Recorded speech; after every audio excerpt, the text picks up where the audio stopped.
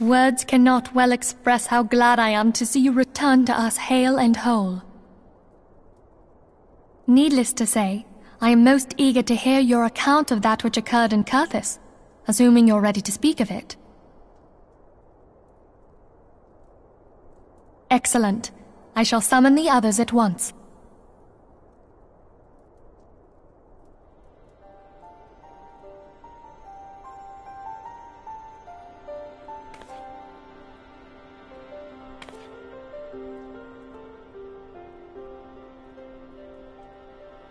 Iceheart used her own body as a vessel for a primal soul?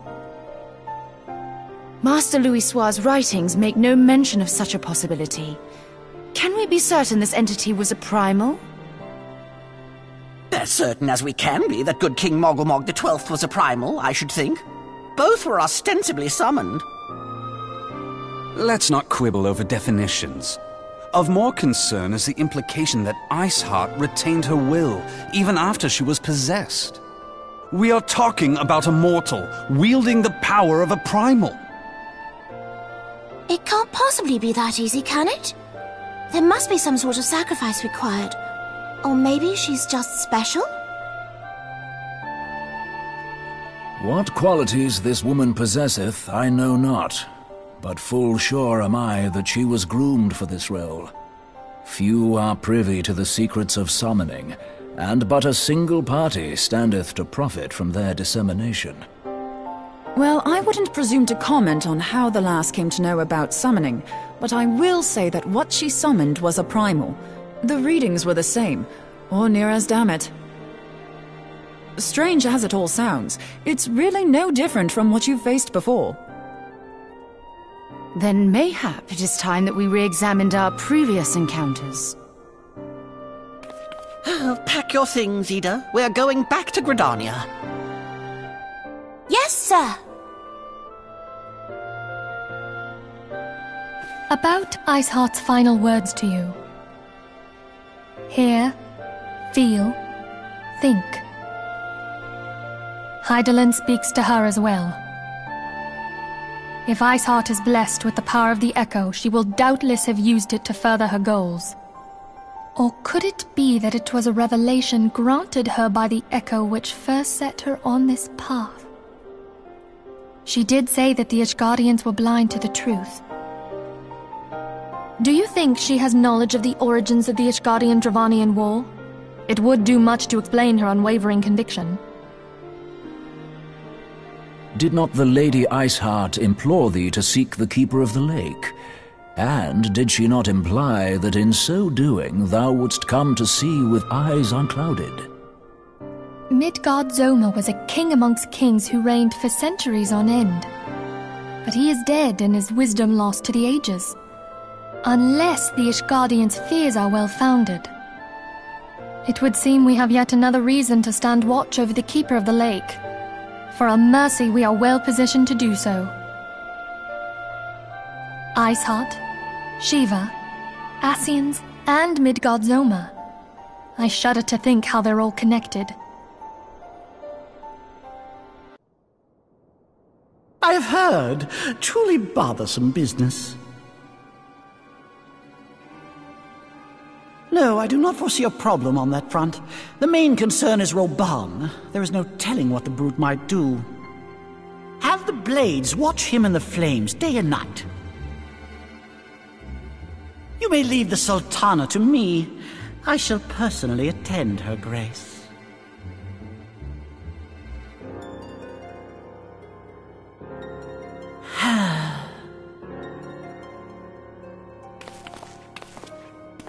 Sever one of the East Aldenard trade routes. That ought to keep Lolorito occupied for a while.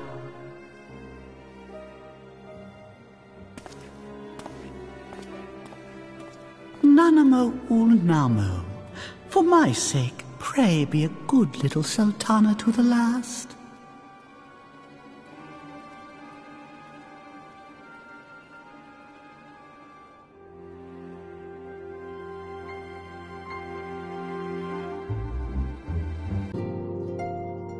Welcome back, my friend. I have already received word from Alfino. To think that Flame Marshal Huayu was the Garlean agent. I know not what to say. Together with Robon, Eline lent us much-needed aid at the time of our Order's founding. She was particularly passionate about the need to tackle the primal threat. When we discussed the subject, her eyes fairly shone with determination. Whatever else she may have been, I choose to believe that it was her true self with whom I spoke then. But now is not the time to dwell on such matters. I have an important announcement to make regarding our effort to defeat the Ascians. We shall begin as soon as everyone is assembled.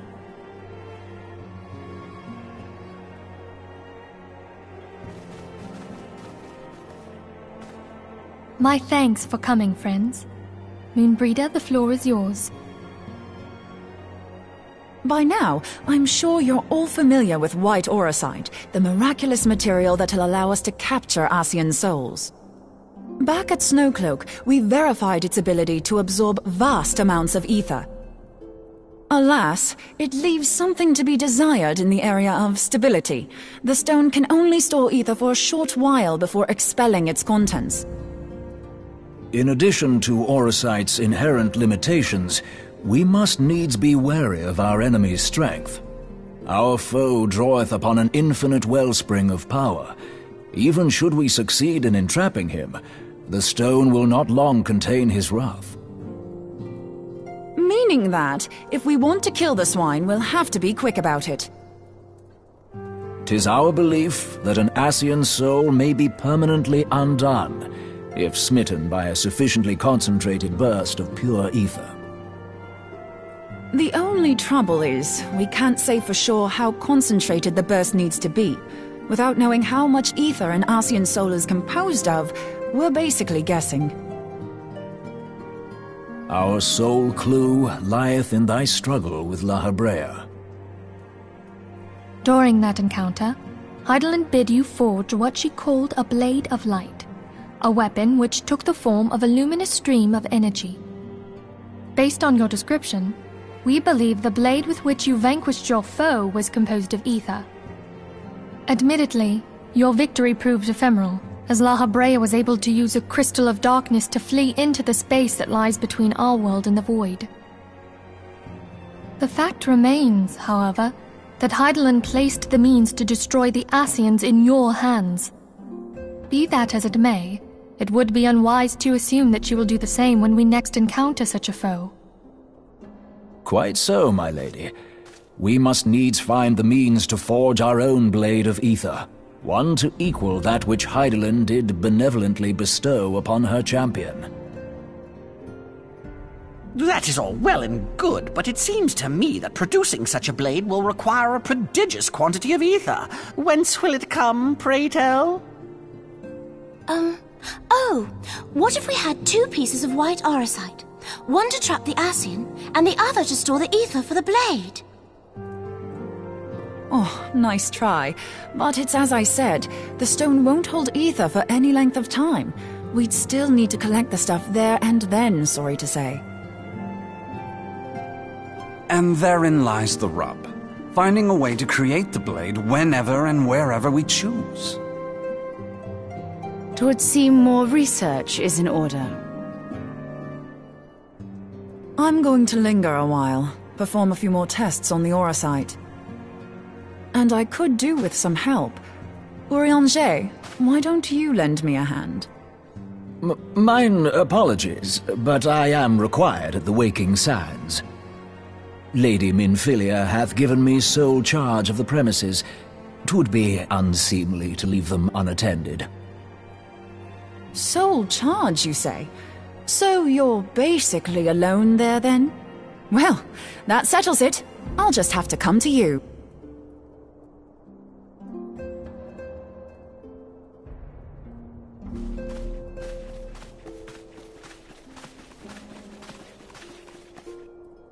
While you were afield, word arrived from the Sharlayan motherland. You will recall that a survey party was dispatched to investigate the incident at the Isle of Val. What they discovered was troubling, to say the least. According to the report, the Isle has been erased from existence. 'Twas as if a hole had been torn in the very fabric of reality. Aye, yet the mystery endeth not with the isle's disappearance. It hath come to light that a number of scholars in various other locales were reported missing at a similar juncture. What's more, they all had something in common with the head of the students of Baldessian. Every last one of them was researching a phenomenon called dimensional compression, or the rejoining as the ancient texts call it. I'll be damned if that's a coincidence. All indications suggest Ascian involvement, but I sense that a force greater still is at work. The entity the Dark Beings call the One True God. We must pray that my dear friend Kryl regains consciousness soon. If she bore witness to the Isle of Val's final moments, she may be able to shed some light on this mystery.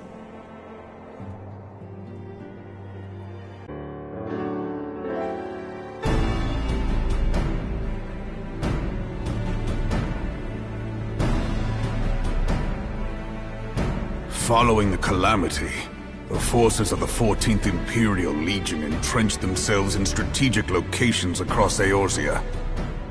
So swiftly did they accomplish this, it was suspected that they had received help. To think that it came from Huayu, my right hand. There is more. We have reason to believe that Huayu didn't deal exclusively with the 14th. She also answered to a higher authority in Garlemald. But this higher authority could not have been the Emperor. By consenting to the media project, Solus Zos Galvus showed himself to be more concerned about preventing the spread of primal influence than claiming Eorzea for the Empire. He would happily have seen the lot reduced to ash. We believe a number of high-ranking figures within the royal household were against the decision, but that they knew better than to oppose the Emperor openly. Of course, this didn't prevent them from making clandestine provisions, in which Huayu played a part. Alas, these provisions did not prevent Dalamud from falling, and the ensuing chaos changed the face of the realm forever. Yet Eorzea survived. To all intents and purposes, the Meteor Project had failed, and the Empire was left to rue its lack of a decisive means to eliminate the primals. Until, that is, it stumbled upon the Ultima weapon. Even before the accursed thing was dug up, it seemed to me the 14th had the might to overwhelm our weakened armies. Yet they chose to hide behind their walls. Why? The Black Wolf was wary of making the denizens of Eorzea desperate, lest more primals emerge to bleed the land. The discovery of the Ultima weapon, however, emboldened him to resume his war of conquest in earnest. But there was one in Garlemald who believed that Van Belsar's actions were premature. One who stood higher in the Imperial Army's chain of command. He ordered the Legatus to halt his advance, only to find that the Black Wolf had slipped its leash, and that the 14th now acted alone.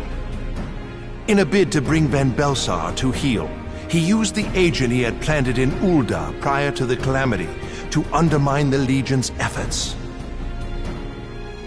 A man who outranks Van Belsar, yet opposed the late Emperor's decision to annihilate Eorzea. This could only be the former High Legatus of the Garlean army, now known as Emperor Voris Zos Galvus. So he was Huayu's true master. But one of several in actual fact. We've learned that even as Huayu served the Empire's interests, she sold Imperial secrets to a certain faction in Eorzea. In so doing, she helped to maintain the status quo, thus prolonging the conflict. Considering who stands to profit from war, it isn't hard to imagine who her other masters were. Seven hells! You mean to say that she was a double agent? Triple, if you consider her services to Van Belsar and the new Emperor as separate. As neatly as these pieces seem to fit, one aspect of the puzzle remains unclear to me. By whose will was the Marshal feeding intelligence to the heretics? And try as I might, I fail to see how aiding their cause would profit either her Imperial or monetarist masters. Could it be that another hand is at work here? If so, why you must be made to reveal whose it is.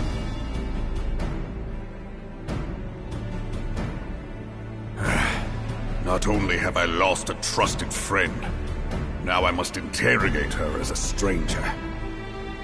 Not a pleasant task, I grant you, but a necessary one. Unless we weed out the ivy, root, stalk, and stem, it will simply grow back. I know that full well. Those closest to Huayu have already been detained, and I will question them alongside her. General, pray keep in mind that there may be unwitting abettors among them. All will be treated fairly. On that you have my word. Those who are innocent have no cause to fear. You have ever been a friend of truth, General. I hope the unpleasant task of weeding out falsehood will not detain you too long. Though it be for the sake of Eorzea, doubting one's comrades is poison to the soul. And with that, I take my leave.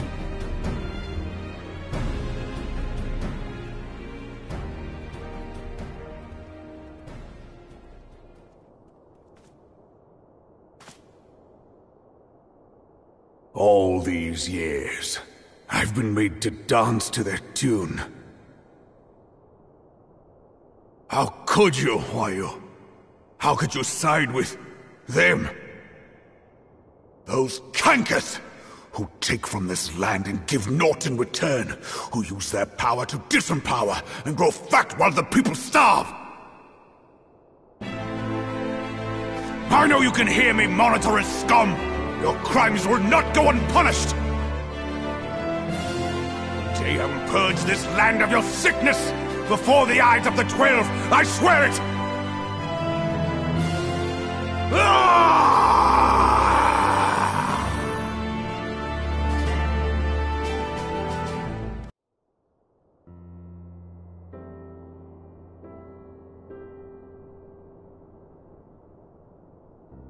I shall have no further need of you this day. Your Grace.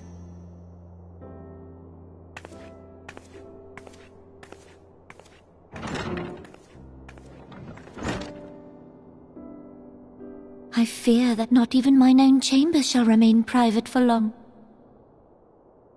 Has the situation grown so grim?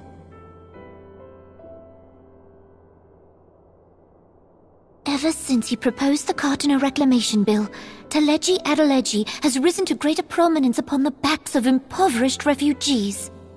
The monetarists were ever united in their pursuit of profit, but the man's actions have torn a rift in their ranks. They snap at each other as rabid dogs. Yet now is not the time to be bickering among ourselves. If this bickering is a threat to law and order, might you not have grounds to dissolve the Syndicate? Would that the solution were so simple, Admiral. Alas, my moving to dissolve the Syndicate is certain to spark outrage among the influential merchant class, whom the Cabal represents. This would serve to exacerbate the current unrest, and peace would slip still further away. Be they rich or poor, natives or refugees, all who reside in Ul'dah have a right to pursue happiness. It is the duty of a ruler to protect this right. If I am to perform my duty, I must needs tread warily. It would not do to make enemies heedlessly. Were Lord Lolorito here, he would doubtless say that I have my head in the clouds. A ruler is required to take a wide view. Try as we might to cater to all needs, some will inevitably be overlooked. As such, there shall ever be citizens who feel aggrieved. It cannot be helped. But as you have informed us, the monetarists take no view but their own. They hunger for power while the masses starve. In the absence of a common cause, it seems beyond any one individual to make Ul'dah whole. And the presence of a Garlean agent within the Immortal Flames only makes matters worse. Even accounting for Uldar's historic reliance upon mercenaries, such a grievous breach of security is unprecedented. I fear this business will provide the monitorists with a rod to beat Rauban.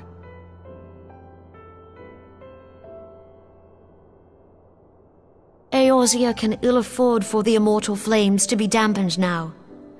Ere long, the Garleans will turn their ravenous gaze toward our lands once more.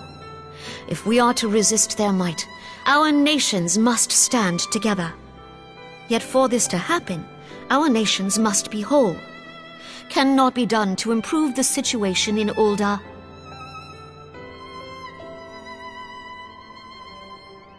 The true wealth of Ulda lies in the health, happiness, and hopes of her citizens.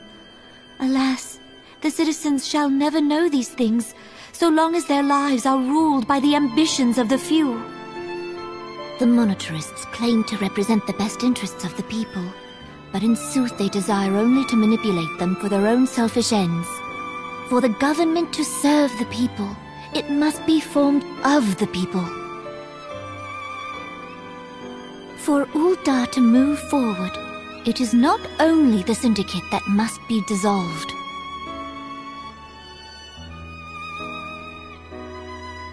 Nay, you jest.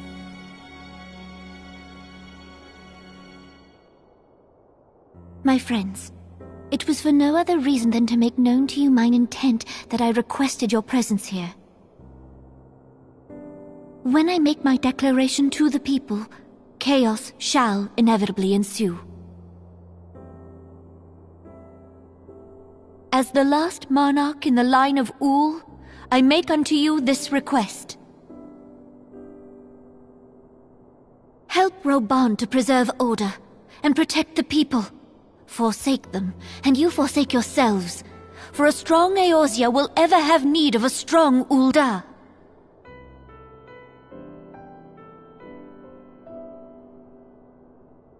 Your Grace, are you certain of this? There is no other way. When the time is ripe, the nation shall become a true republic.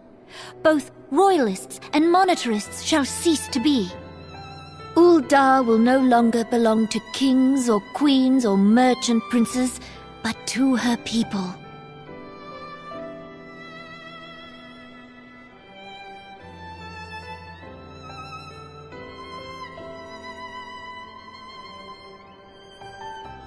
Rauban, forgive me for casting aside all that you have toiled for in my name. Beyond this gesture, I am powerless to help my subjects.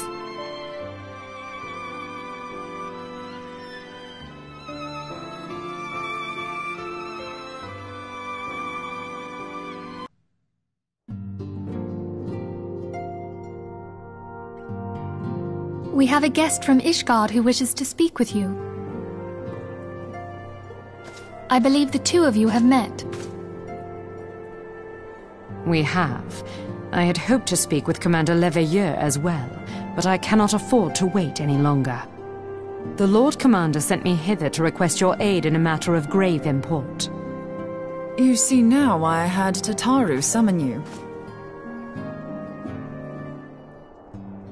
Now that we're all assembled, perhaps you would be good enough to elaborate on the nature of the matter which brought you to us. The Observatorium's astrologians have sounded the alarm. Last night, the Dragonstar burned with an intensity not seen in 15 summers. Not since the Dravanians engaged the Empire in the Battle of Silvertear Skies. The northern sky doth burn full bright upon the Wormlord's call. The red behemoth beckoneth, and flame consumeth all. The old Curthan rhyme, aye. The brightening of the Dragonstar is said to accompany the roar of a great worm.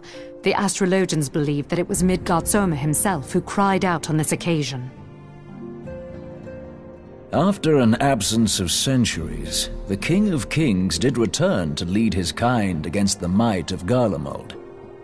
only to fall in his duel with the Agrius, proud flagship of the Gallian fleet. Devoid of life, his corpse remaineth entwined about the Magitech monstrosity even unto this day. Eorzean has the right of it. Whatever this alteration in the Dragon Star portends, the Great Worm has shown no sign of life. Tataru, have the Domans reported aught out of the ordinary?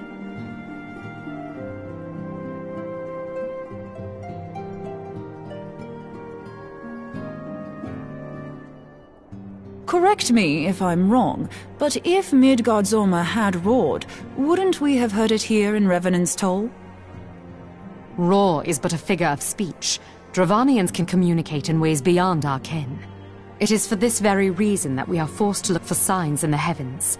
We cannot say with any confidence that a great worm roared at all, much less that it was Midgardsormr. Only by directly examining the Keeper of the Lake can we be certain. However, it will take too long to gain the Holy See's approval to dispatch the Temple Knights. Therefore, Sir Emric would entrust this task to you. Do you accept? We knew you would not disappoint us. Now, if you would excuse me, I must return and assist the Lord Commander. We have precious little time to prepare. To prepare for what, pray tell?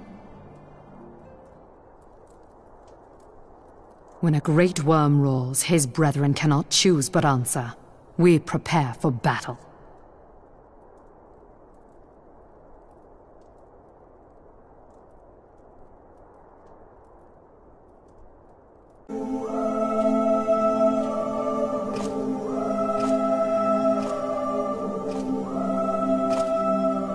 Who treadeth now upon my bones, and waketh me from slumber sweet?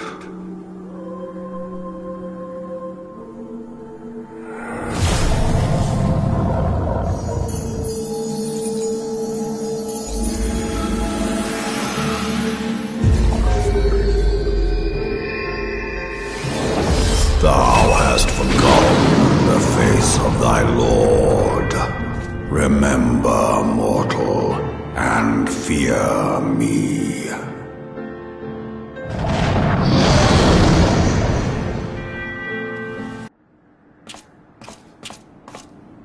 By her gifts hast thou earned a moment's reprieve.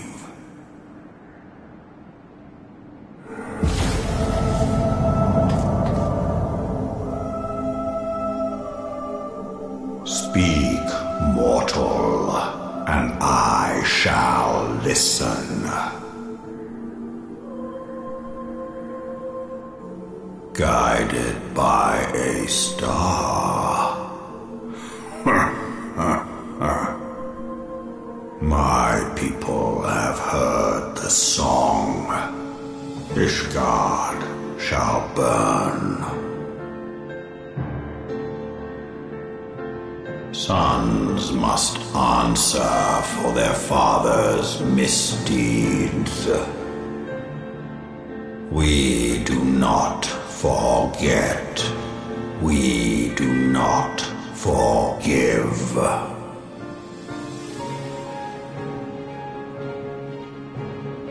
Seven children did I sire. One now singeth of retribution. I rise to join in the chorus. Thou art powerless to silence us, mortal. Yet thou shalt not live to labor in vain.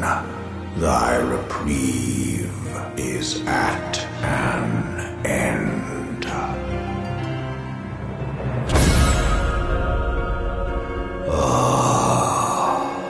Trickery is thy shield. This frail, ignoble creature is not gifted, but chosen. Hearken to me, Hydaelyn.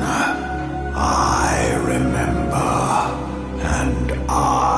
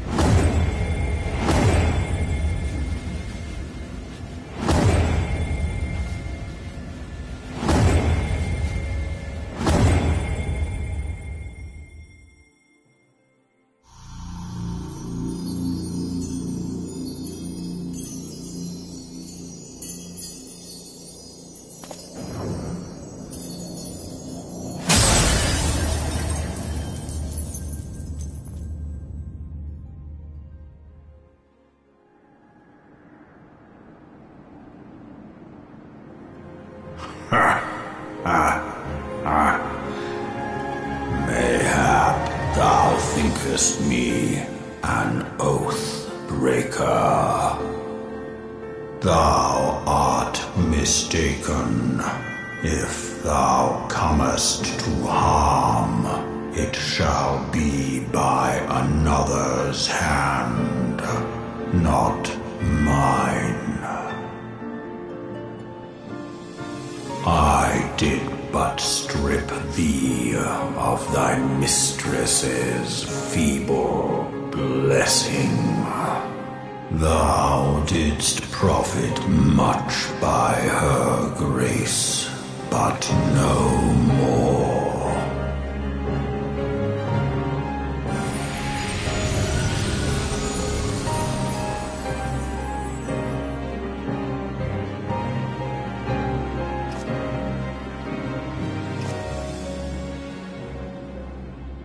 The covenant binds me to thee. I shall watch, listen, and wait.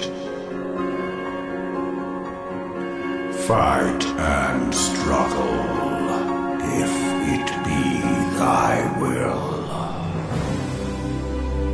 Man hath ever coveted that which lieth beyond his grasp.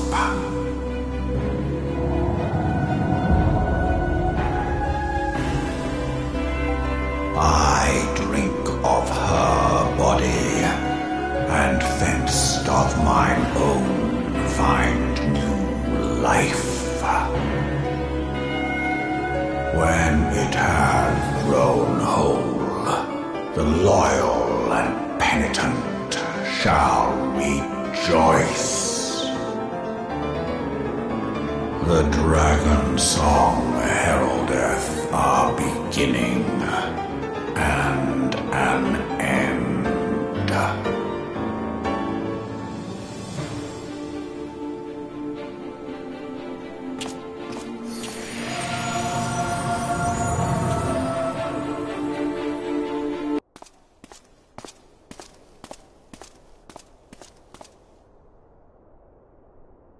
My friend, I can scarce believe it. You confronted the Worm Lord and lived to tell the tale.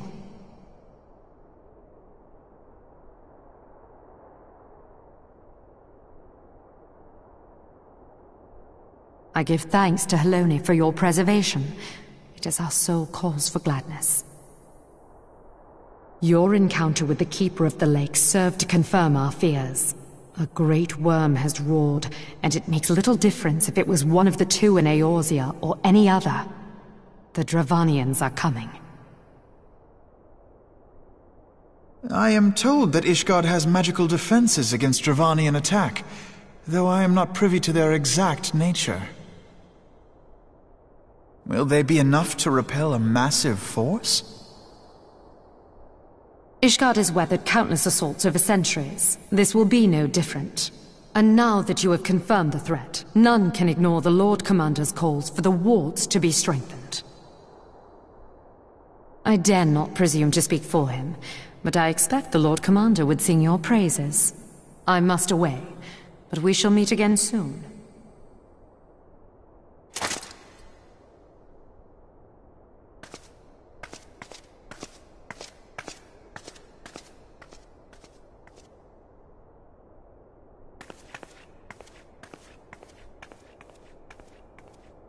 Countless assaults weathered, and this will be no different? Why am I not convinced?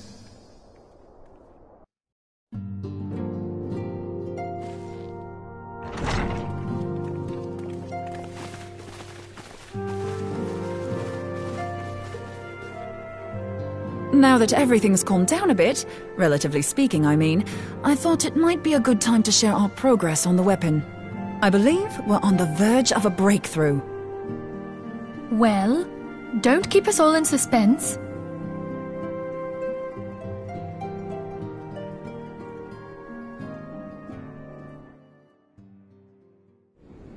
Just in case anyone's forgotten, let's start by reviewing what we already know. So, an Eorzean is an immortal because its soul doesn't return to the ethereal realm when its host is defeated.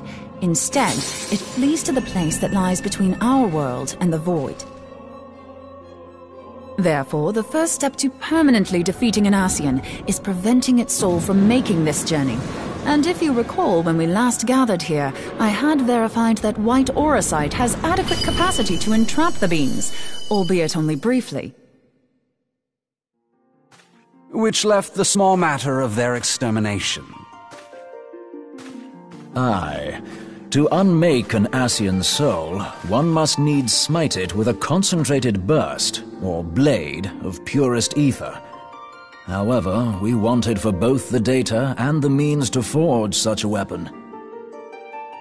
Short of experimenting on an actual Eorzean, you see, there's no way to gauge how much ether its soul is made of. As such, we don't know what etheric density our blade needs to have in order for it to work. So we'll just have to make the densest blade we can and hope for the best. Though that would require a lot of ether. Hang on a minute! Why didn't we think of this before? White auracite can hold an absolute heap of ether, can't it? Please tell me you're joking. God's sakes, Ida. I feel as though I'm reliving the same scene over and over with you. How many times do you need to be told that white auracite cannot store ether for long periods? Being intangible matter, ether is given to dispersion. Only in its crystallized form is it a stable source of energy. I will test you later on this, so see to it you do not forget. Right, yes. It's all coming back to me. So our hopes rest on good old crystals again, do they? While they are certainly reliable, they leave something to be desired in the area of portability. Indeed. I am reminded of the quantity of corrupted crystals required to thwart Leviathan, and the extraordinary lengths to which the Lamentsons went to transport them. What if it should prove that a similar quantity was needed to destroy an Eorzean's soul? Or still more? I do not envy the poor sod who has to lug all of that around, on the off chance that an Eorzean appears. That's the very problem we set out to solve. And I reckon we've found the answer. If it isn't practical to lug around the ether we need, we'll just have to draw upon another source. And the only viable source is the land. If you mean to tap the great river of ether, know that it will entail considerable risk. Meddling with the currents may well induce a surge like to the one which despoiled Mordona. Give me a bit more credit, will you? Why would we need to tap the river when there are veritable reservoirs jutting out all over the land? I speak of corrupted crystals. It might be that their aspect is out of balance, but a crystal's a crystal. It contains ether, and we can help ourselves to it. While corrupted crystals are indeed abundant, there is no guarantee that they will be in close proximity at a crucial moment. But what if we don't need them to be? What if we could tap their power from afar? A malm away, say? If we could do that, we'd have ready access to ether aplenty in almost every corner of Eorzea.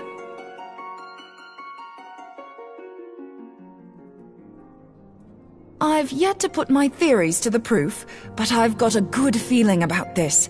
If no one has any objections, I'd like to see where this avenue leads.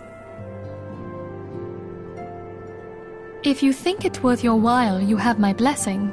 But tell us, what are your theories? I, for one, am most eager to understand the process, however vaguely. I thought you might say that, but no one wants to listen to boring old theories all day, do they? I know I don't. So with your permission, I'd like to try something a bit more hands-on. I've already built an etheric siphon especially for this purpose, and I've been meaning to try it out.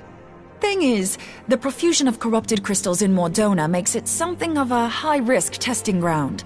If anything goes awry with the siphon, it would be better if it didn't happen within spitting distance of quite so much ether. Ideally, I need an isolated specimen. Does anyone know where I can find one? May I suggest northern Thanalan? There you will find corrupted crystals of middling size, standing a reasonable distance apart. Ideal for your needs, I should have thought. Oh, and if you do elect to visit the place, I should be much obliged if you would assist me in another matter while you are in the area. Has something happened? Movement has been observed at Castrum Meridianum. During Operation Archon, the Alliance dealt the stronghold a heavy blow. Its facilities were extensively damaged, and its garrison reduced to a fraction of its former strength. Not long after our forces withdrew, however, their ranks were replenished by reinforcements from Castrum's sentry.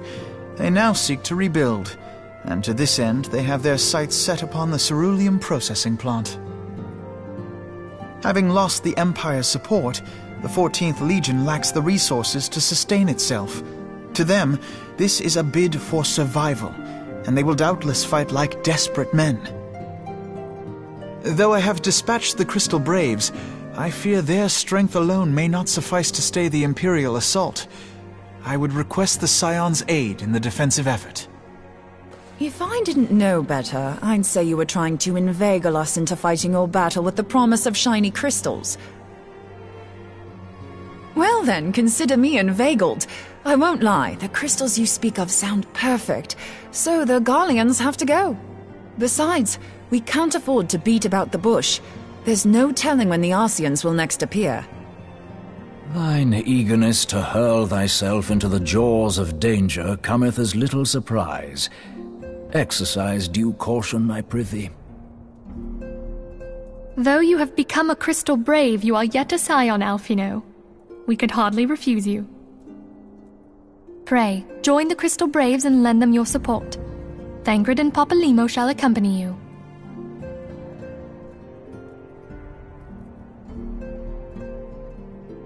Ida and Y'shtola, in the meantime I would have you assist Moonbreeder. Scout out the crystal clusters, that the testing may commence as soon as the Garlean threat has been eliminated. If it please you, I shall continue mine own experiments on white orosite.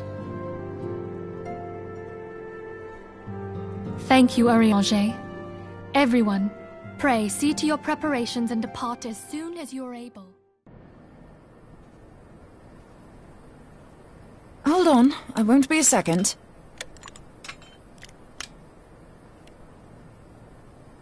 The beast seemed peckish, so I gave it a taste of my axe. I know, as Eorzean never tires of reminding me. An axe ill becometh the hand of a scholar. What can I say? I like axes. To hear my mother tell it, I came into this world holding one. And it's not as if it stopped me picking up a quill, is it? I often think of the man who introduced me to the joys of learning. He's one of the reasons I decided to come to Eorzea. Him and my excruciatingly stiff childhood friend. Considering how unalike we are, it's a wonder we ever got on. The world's a strange old place, isn't it?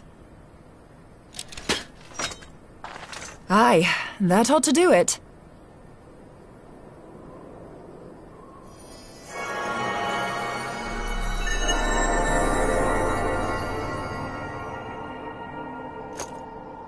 So far, so good.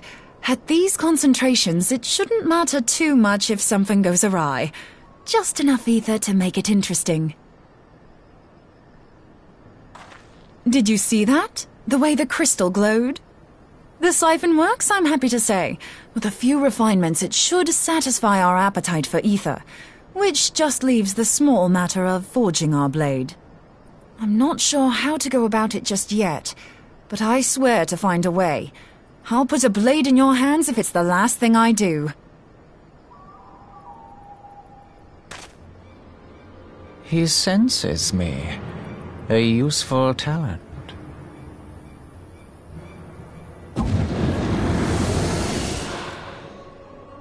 An Arcean. Are they onto us? By your brand, I see you are an Archon of Sharlayan, keeper of knowledge, seeker of truth. meddler. I don't know what the hell's you're saying, but I don't much like your tone. Your instincts serve you well. But come, be not unsettled on my account. That lovely brow was not made for frowns. But I waste my breath. Let me direct my words to one who understands them. We meet at last, warrior of light. I am Nabriales. And you have long been a thorn in my side. I suffered the overweening presence of Lahabrea that men might host the power of gods, only for you to undo my hard work.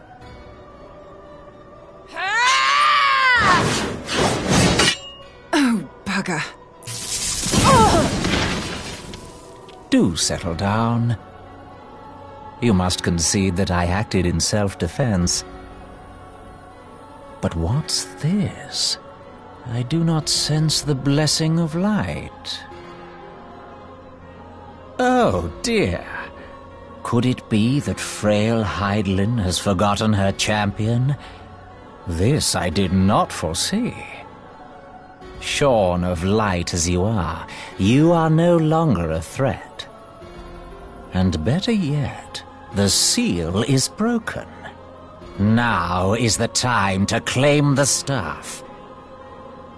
With it in my grasp, I shall rise above them all and take my place at Lord Zodiac's right hand.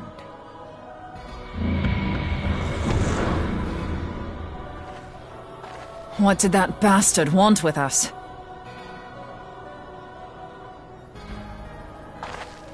Nabriales, he calls himself. With charm like that, I'll bet he has maidens falling at his feet, unconscious. But this staff, you say just talking about it had the bastard grinning like a brat on his name day. Must be quite a staff. Oh, gods! He means Tupsimati, Master Louis Soir's staff! Minfilia's in danger!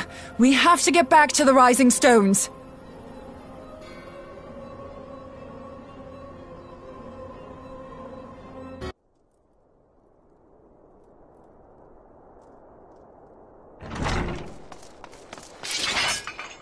You two!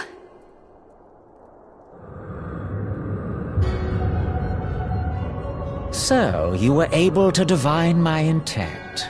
What now, warrior of light? But that name is no longer fitting. You have become decidedly dull, and quite incapable of barring my entry. What do you mean? You truly do not know? Then I suppose it is only right that I enlighten you. The blessing of light kept you and your fellow meddlers safe. It was that which prevented my kind from entering your domain.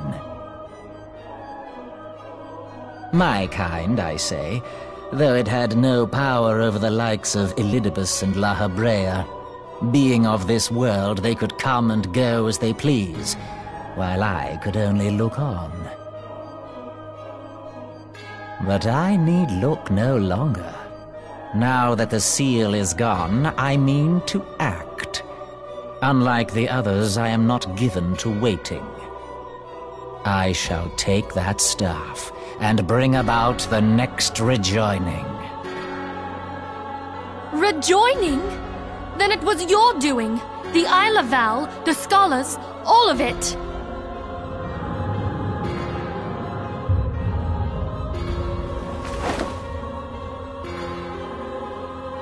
You will not harm her!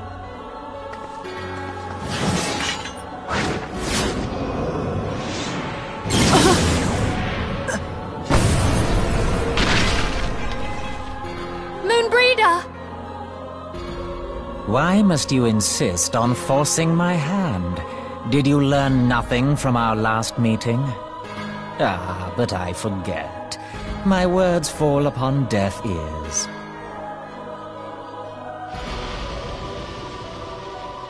The staff is but a broken relic, a memorial to the departed. What possible use could you have for it?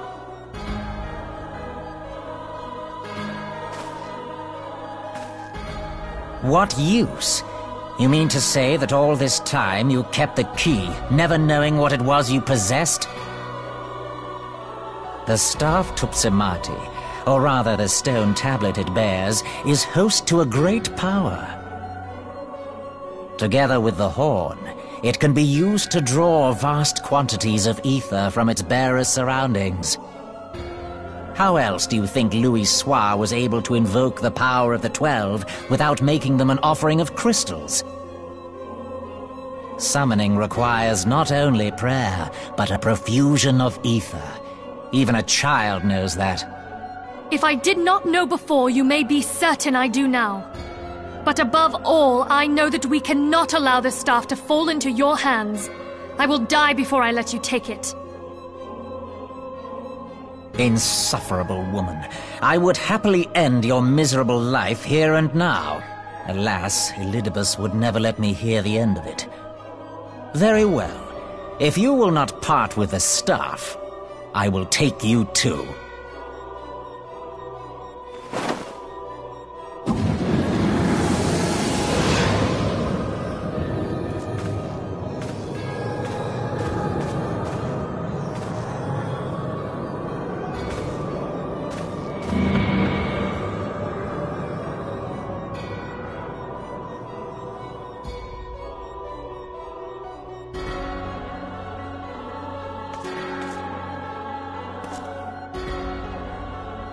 After them!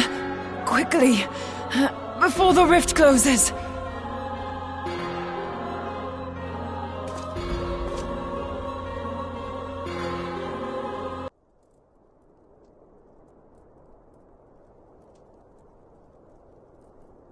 You're safe.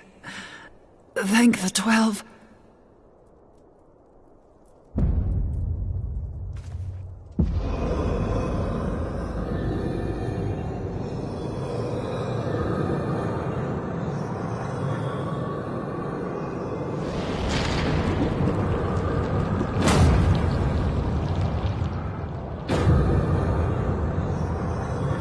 You may have bested me this day, but what of the next?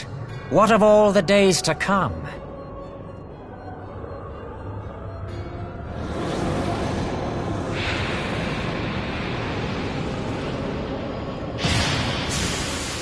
Remember, light no longer holds sway here. I may return whensoever I wish, again and again and again. Eventually, you will falter, and the staff will be mine. Until next time, scions.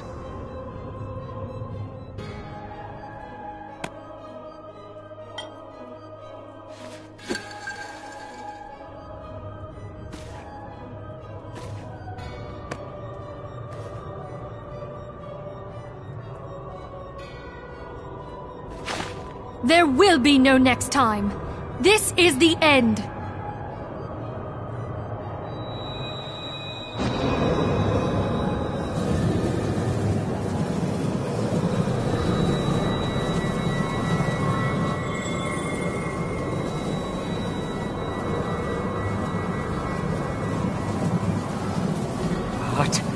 What trickery is this? No. No! You cannot! No!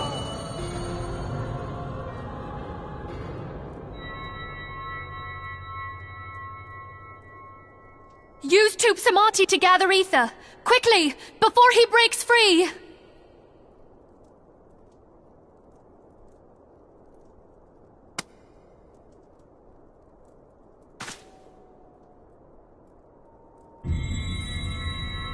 Concentrate! Call to mind the time you struck down La Habrea with the Blade of Light.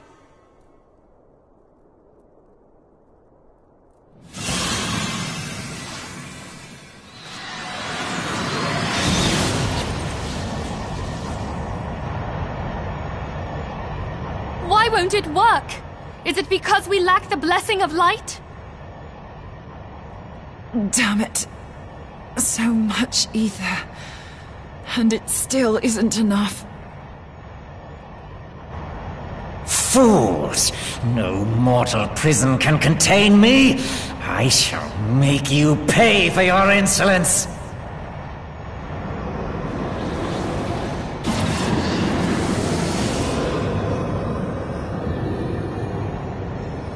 Please, Mother Heidelin, hearken to our plea. Lend us your divine light. Why can you not hear us? Do our words no longer reach you?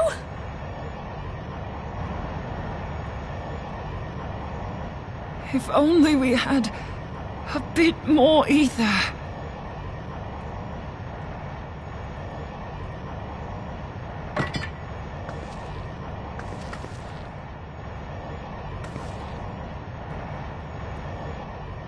Moonbreeder, what are you doing? Master Louisoix, I understand now the choice you made. In death, there is life. Farewell, Eorzean, you damned old coot.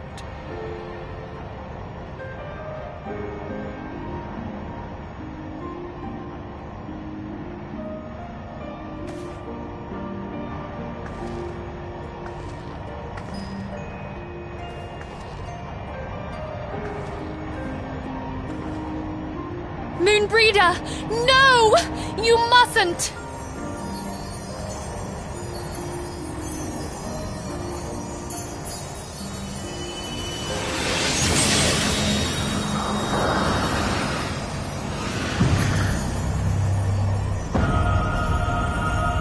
What? No! It cannot end! I am eternal! I am immortal!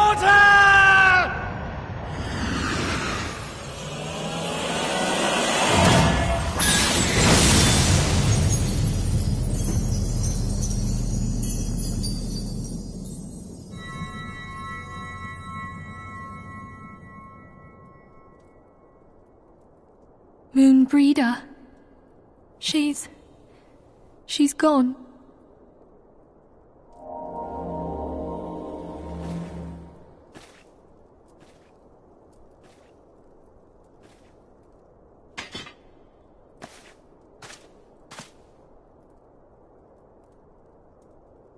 You did it, my friend.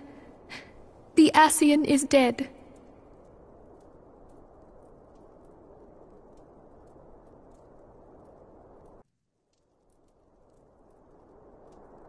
This device is a legacy of Moonbreeder's toils and sacrifice. I shall hold on to it for safekeeping. Minfilia, are you all right? I am. Oh, we were surveying northern Thanalan when we received the distress call. We returned as swiftly as we were able. It seems you have everything in hand, however. What happened here? Where is Moonbreeder?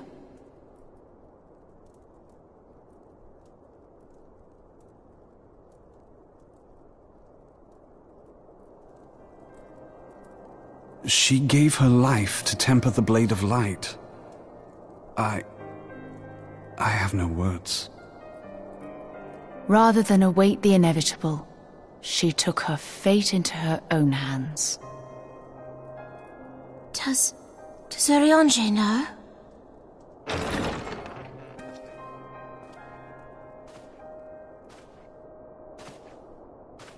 My friend, there is something I must tell you. I heard all, my lady. The moon sinketh, taking her leave of the heavens, yet her passing heraldeth the coming of a new day. Moonbreeder hath fulfilled her destiny, hath she not?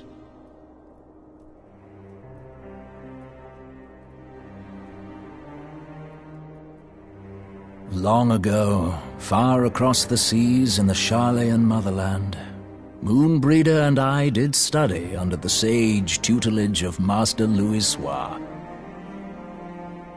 Full oft did he impress upon us that knowledge existeth to serve the greater good. This sentiment, however, was contrary to the nation's policy of neutrality, which censured intercedence in the affairs of foreign lands. In spite of vehement opposition, he founded the Circle of Knowing, and journeyed hither to the heart of Eorzea. Through his noble sacrifice was the realm spared its doom. Yet this great soul, whom all should rightly have honored, was branded a pariah in his own land. His peers did accuse him of forsaking his duty as a man of learning, and of meddling in the course of history. When he left Sharlayan behind, Master Louisoix gave no word to signal his intent to Moonbreeder. Close as they were, as master and disciple, she was deeply wounded by the sudden exclusion from his confidence. Above all, however, she was confused. Try as she might, she could ill comprehend her master's motive. The slanders that were heaped upon him after his passing served only to inflame the turmoil within her. For years upon end, she knew not what to believe, torn as she was twixt the man whom she revered and the man who forsook her and his duty both. The Louisoix I knew would never forsake his duty, much less one of his own. This I know full well, my lady. 'Twas not for want of love that Master Louisoix hid his intent. He but desired that Moonbreeder discover her own path, free of the shadow of his influence. Long did I contemplate revealing the truth to her, and long did I hold my peace. After all, was it not Master Louisoix's wish that she come to the truth unaided? I told myself it was, and resolved to let her suffer. Knowingly did I deny my friend the comfort she craved. And now she hath gone to her rest, with doubt still in her heart.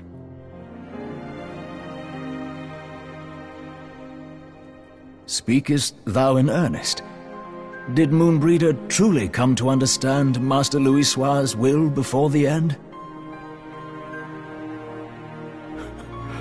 The realization hath set her free. She may now find the peace which hath for so long eluded her.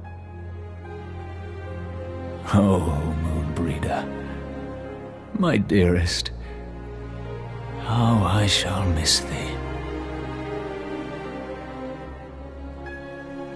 Moonbreeder gave her life that we might possess the means to defeat the Ascians. Her sacrifice must not be in vain.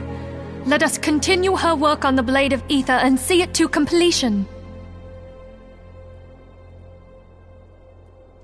My lady, I would mourn Moonbreeder in mine own way.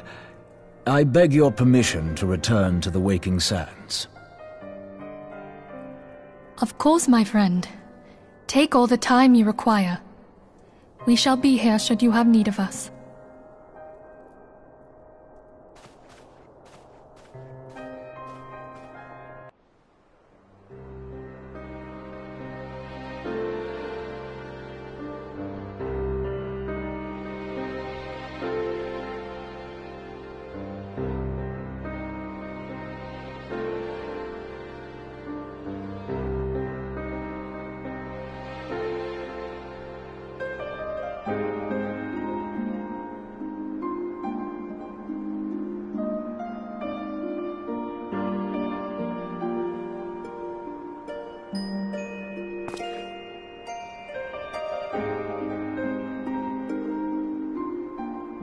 Forgive me, Moonbreeder. Had I been quicker, or wiser, but I was not. and you paid the price. But you would not suffer us to wallow in our sorrow, would you? You would tell us to pick ourselves up and get on with it. And so we shall. We shall defend this realm and her people to the last.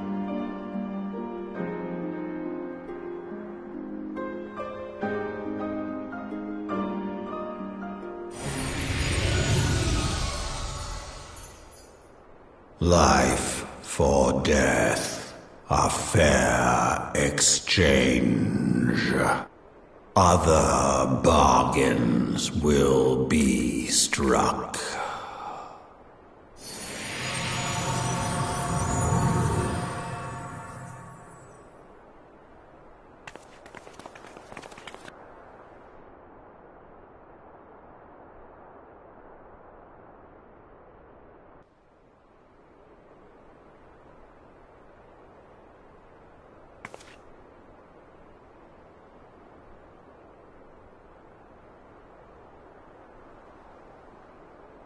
I'll never forget you, Moon.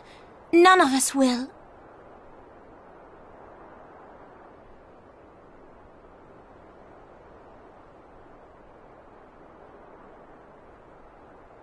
The song riseth to a crescendo.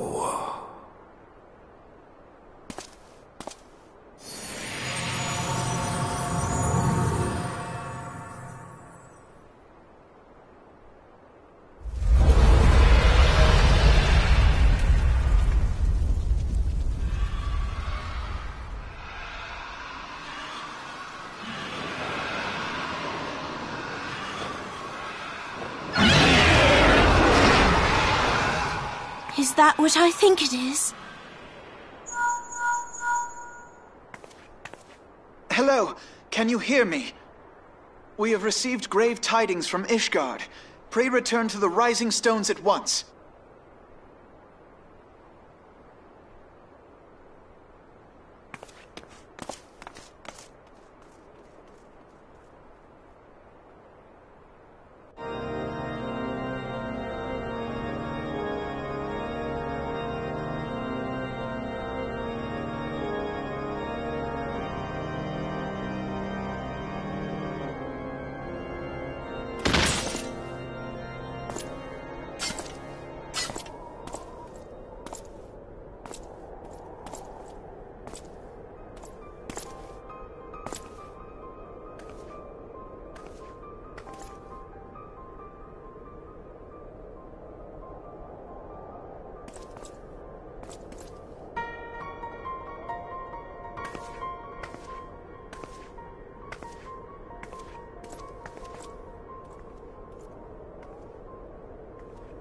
The sons must answer for their father's misdeeds.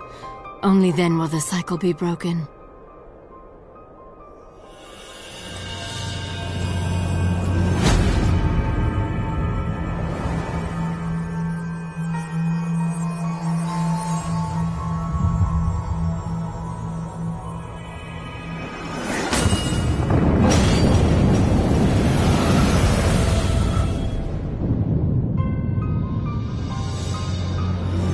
Brothers and sisters of the heavens, we raise our voices and join you in the chorus.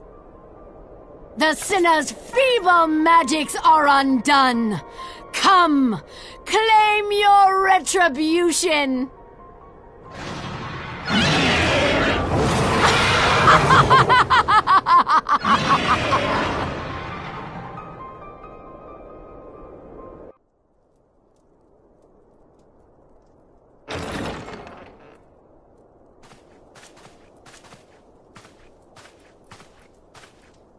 Alphino, it is good to see you. Tell me, what have you learned? Pray summon the others. Everyone must hear my report.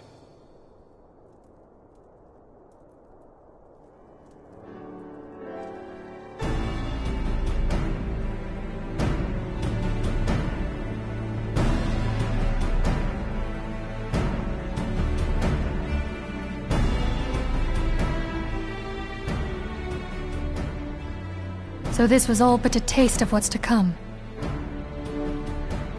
Indeed. The main host advances upon Ishgard as we speak. Whose vaunted defenses have been nullified. Shorn of its wards, the city will bear the full force of Nidhogg's fury. All those people. Alphinaud is right. The Dravanians cannot be allowed to prevail. If Ishgard falls, all of Eorzea will suffer the consequences. Then you agree that we have no choice but to intervene. For the good of the realm, the Scions of the Seventh Dawn and the Crystal Braves must join the defense of Ishgard. Let there be no ambiguity about what has been proposed. We would be directly intervening in the war. But if all here believe the cause to be just, then to war we shall go.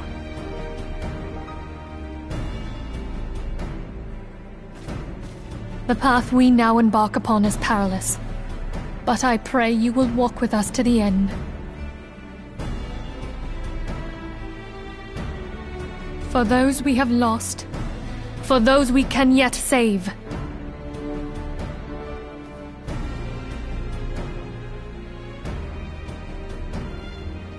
Then it is settled. I shall inform the Council of our intentions, and request that they contribute their own forces to the defense of Ishgard.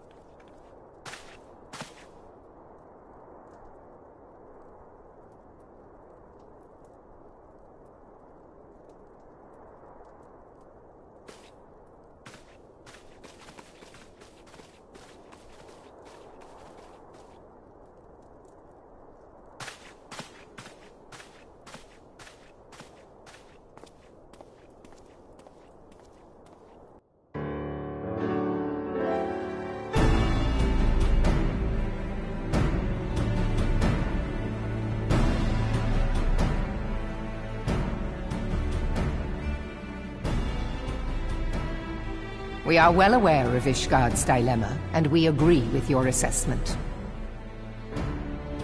Then I trust there are no objections to the Crystal Braves' intervention. Ul'dah has none. Gridania does not object. The Crystal Braves are yours to command, Alphinaud.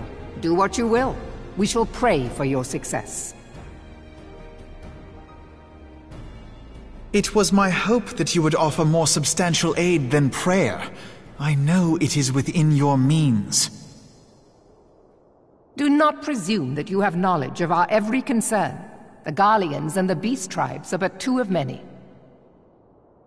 We are not in a position to contribute greatly to the defense of Ishgard, not when our own homes are still under siege.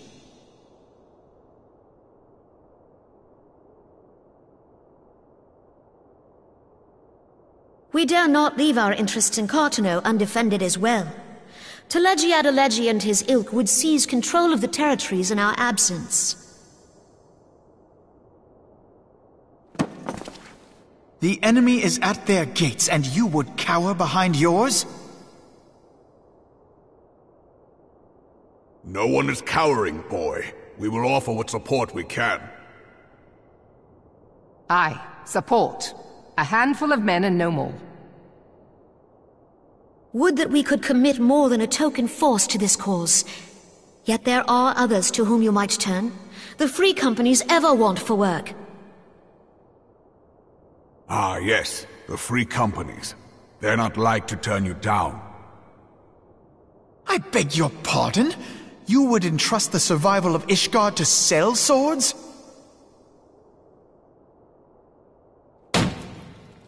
Crises like these are the very reason why this alliance was formed. It is our duty to aid our fellow man. My duty is to my country and my people. If you expect us to place the welfare of a foreign power above our own, you're going to be sorely disappointed. Lest you doubt, Limsa comes first, then the Alliance, and finally, circumstances permitting, Ishgard and the rest. If you cannot understand so simple a concept, then you have no place at this table.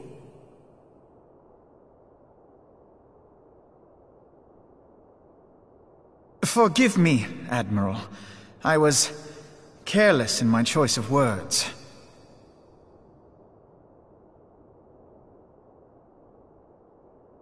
I suggest you assemble a party of elite adventurers, assuming you haven't already. Your fellows served us well during Operation Archon. I dare say they will do so again.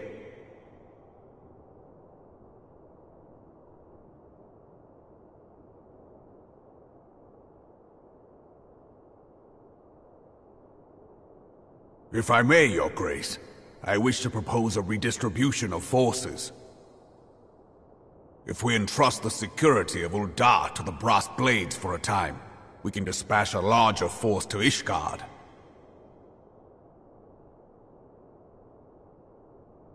Your Grace?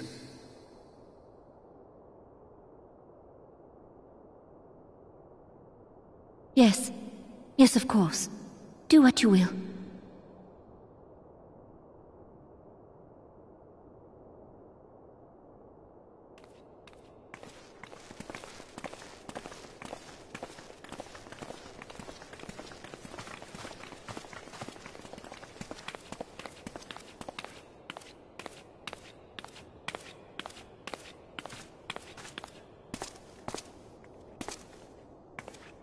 Is Her Grace not feeling well? To the best of my knowledge, Her Grace is in perfect health. I see. Carry on.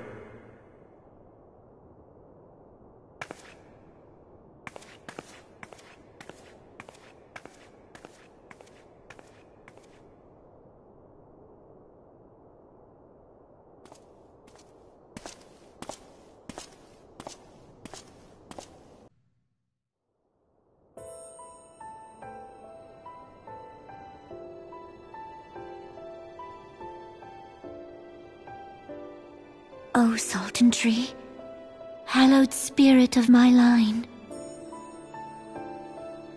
Through my weakness, the glorious house of Ul has all but disappeared beneath the sands. For want of the strength to raise it up again, it were better that it fall. Forgive me, but I know not what else to do.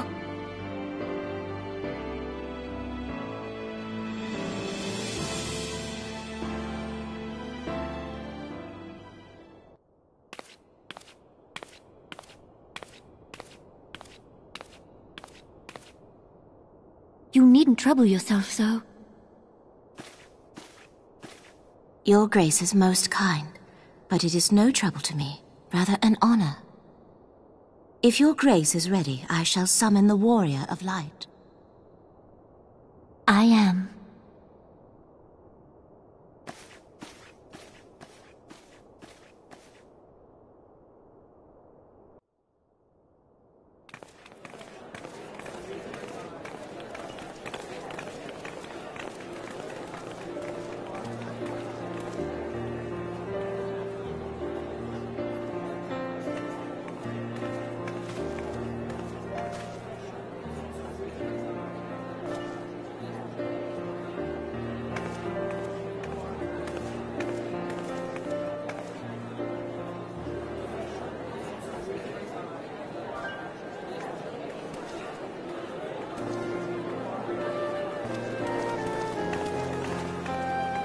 Everyone looks to be in high spirits.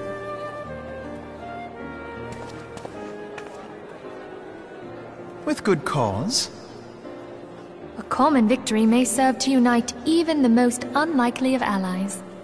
You've brought us one step closer to a united Eorzea. Your modesty knows no bounds, Antecedent. Were it not for your efforts, Sir Emmerich would never have become such a steadfast ally.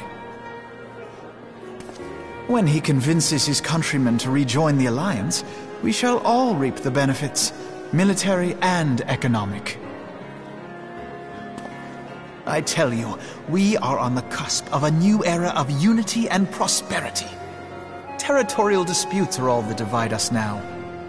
But I have faith that we will find an amicable solution in time.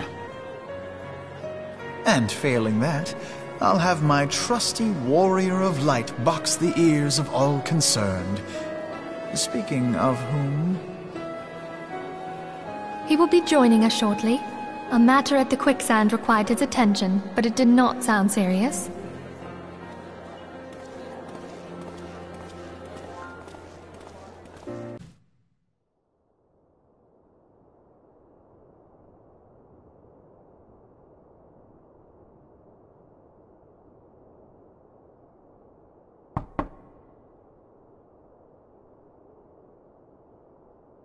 Enter.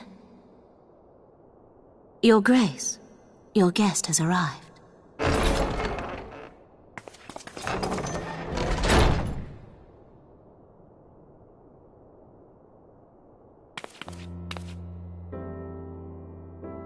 Pray, come in, and take your ease.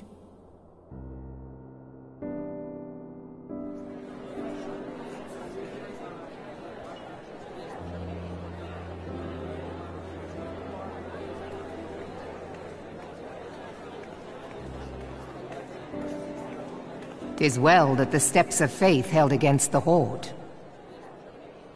And what of the city proper? We sustained some few losses, but the heart of our nation yet beats with vigor. I am not certain I could say the same had we not received your most generous aid. An attack on Ishgard is an attack on the realm. We stand together or fall divided.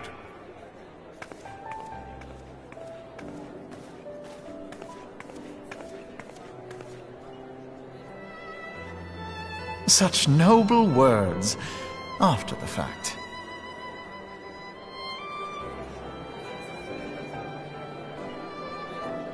I had hoped to speak in the presence of her grace, but it seems she has been delayed. That being the case, now would seem as good a time as any. Honored friends, pray allow me to convey Ishgard's warmest gratitude for your part in the defense of our lands.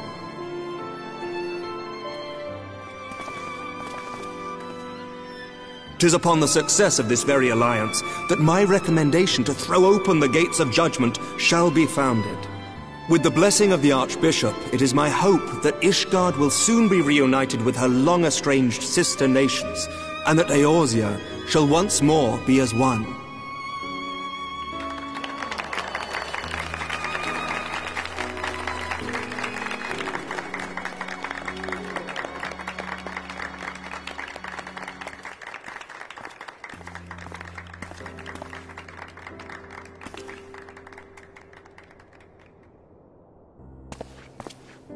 Very well.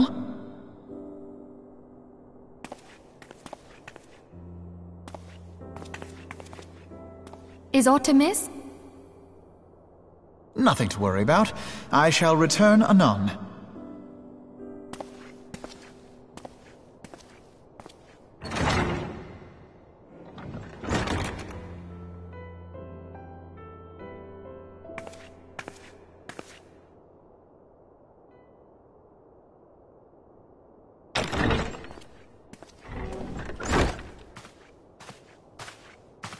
You wished a word, Yuyuhase?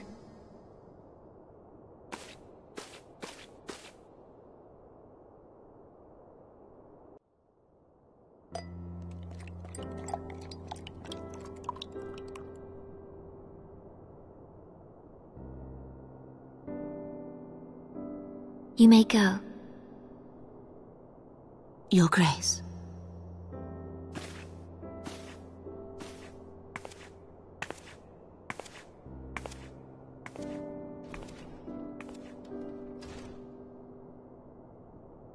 You must be curious as to the reason for this private audience. The matter I would discuss, however, will soon make apparent the need for discretion.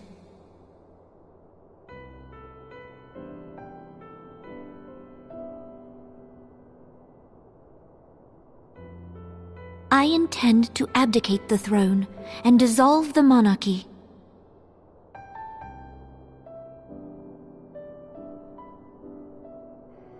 You have seen for yourself the storm of turmoil that howls through our streets. The government fails in its responsibilities, and my subjects suffer the consequences of our incompetence. But I will see them suffer no longer. The victory feast shall provide the stage on which I declare the dissolution of the Sultanate. 'Tis mine intent that the ruling class of our golden city should take its place beside the common man in a fair and equitable republic. No more shall this nation bow to the whims of a privileged few. Yet, that which I propose will entail the tearing up of this city's very foundations. And even Roban, with all his strength and influence, will be hard-pressed to keep his footing on such treacherous ground. Thus would I ask you to lend him a steadying hand. You who have endured the wrath of innumerable foes are the one hero in whom I can place my trust. Will you do this thing for me?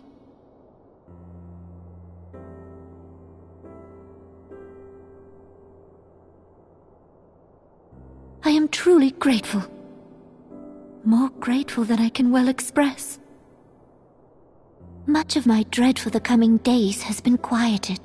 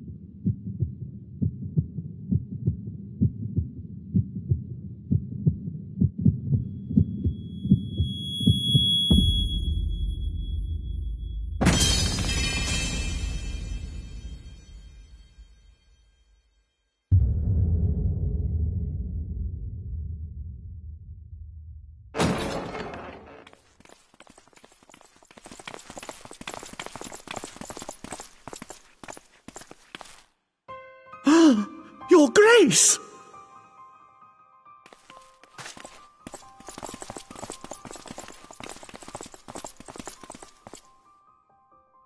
Her Grace, the Sultana, is dead.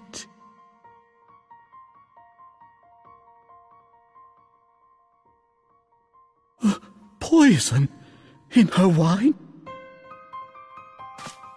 You did this!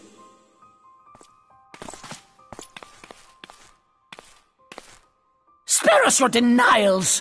I see no other suspects, and the room has but the one entrance. I hereby accuse you of regicide! Men, arrest this viper!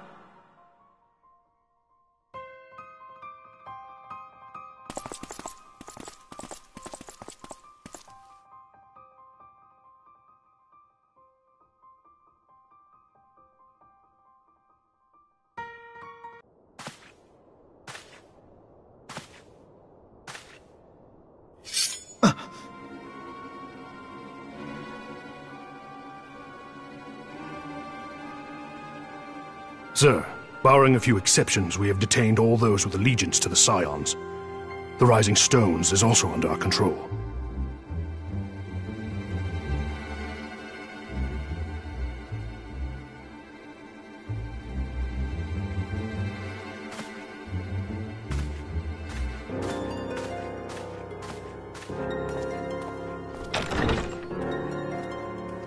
And what do you hope to achieve with this mutiny? Why, that which we have striven for all along, Commander. The salvation of Eorzea.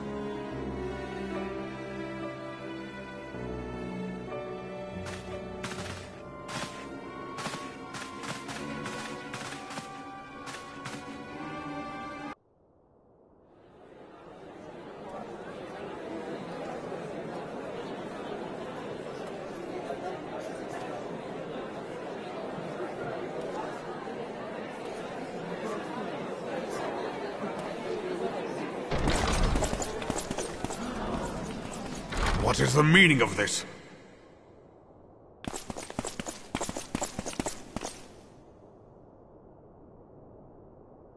Knights from the homeland. This cannot bode well. Lord Commander, we have received an urgent message from the Holy See. I am grieved to report that your serpentine foes have resumed their assault. Needless to say, your presence is urgently required. These knights have come to bear you swiftly home to Ishgard. A surprise attack? We've had no such word from our men, and the timing is most fortuitous to catch us away from the city. Most fortuitous indeed. Lord Commander, we must away!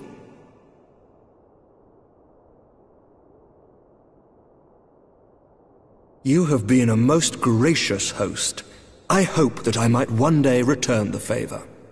Come, Lucia.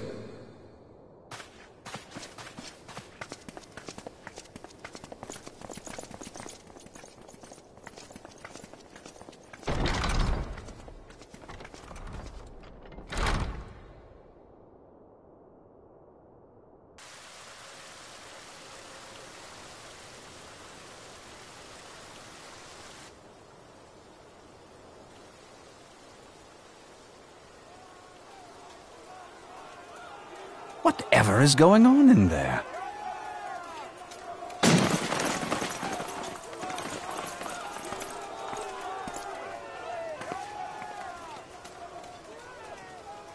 Ah, the ever-dutiful brass blades. I must apologize, but my dance card is rather full. Another time, perhaps? Thancred, of the Scions of the Seventh Dawn. You stand accused of committing acts of espionage in service to the Garlean Empire.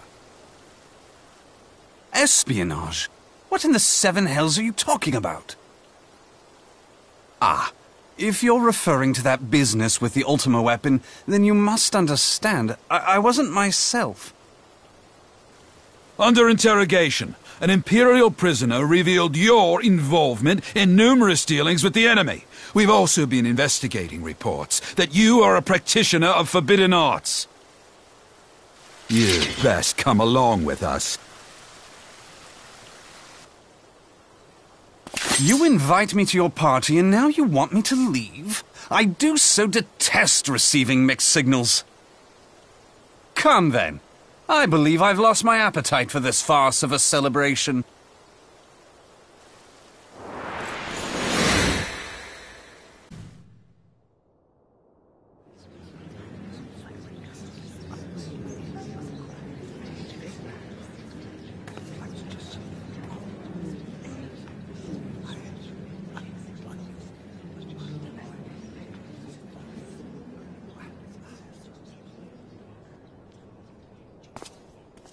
You go too far, Lord Adeleji. By what right do you march armed soldiers into a royal banquet and eject state visitors without her grace's consent? You treat the brass blades as your personal army and show contempt for the throne with your every act. Leave us, now. Is that an order, General? Mayhap you have mistaken me for one of your flames. You will find I am not so slavishly obedient. As you lecture me on personal armies. As for your outrageous claim that I have shown contempt for the throne, let all here observe that it was not I who feasted while an assassin removed its occupant.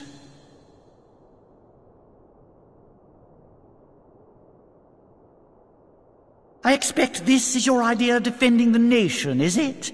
This and diluting our forces through these distractions in Cartano and Kurthis.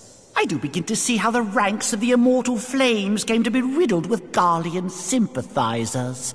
You are plainly unfit for command.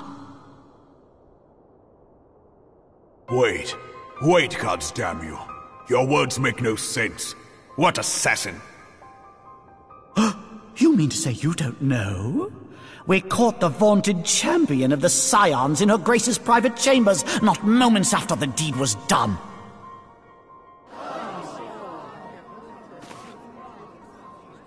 No! No, this cannot be! Save your breath. You will need it to plead your case. You and your entire order are to be tried for this atrocity.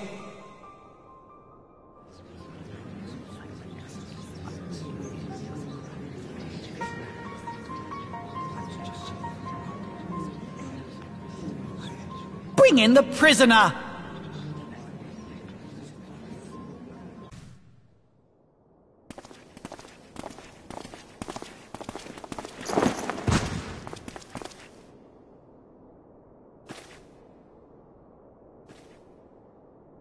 This man stands accused of poisoning Her Royal Majesty Nanamo Ul Namo, and is suspected accessories to the crime.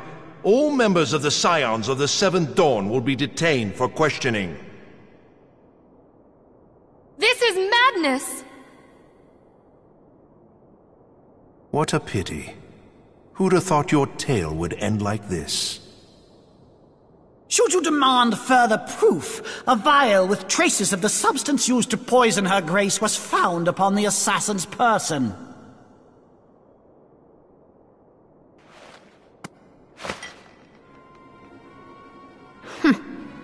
How very convenient. You would speak of convenience? Who persuaded Her Grace to host this celebration? A diversion which presented you and your confederates ample opportunity to commit the crime, and a crowd within which to fade from view. A more convenient occasion I could scarcely imagine.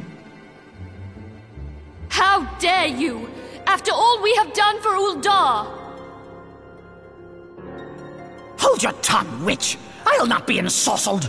I know all about the dark gift that you and your disciples wield. Oh yes, I've observed how you worked upon the minds of the Alliance leaders, bending them to your will. And what of your cordial relationship with Sir Emmerich?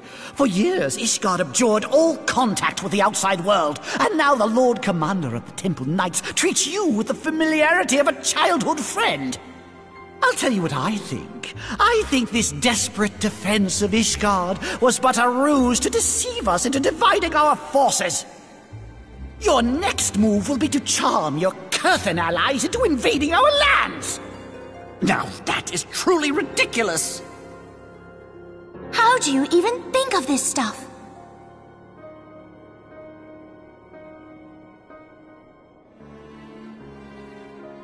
She cannot be dead.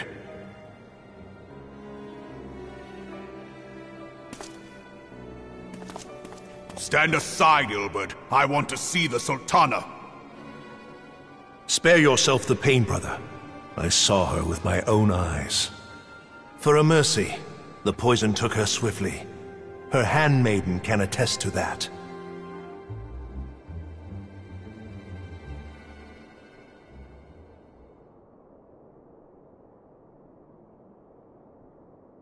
This cannot be. Nanamo. Nanamo. No!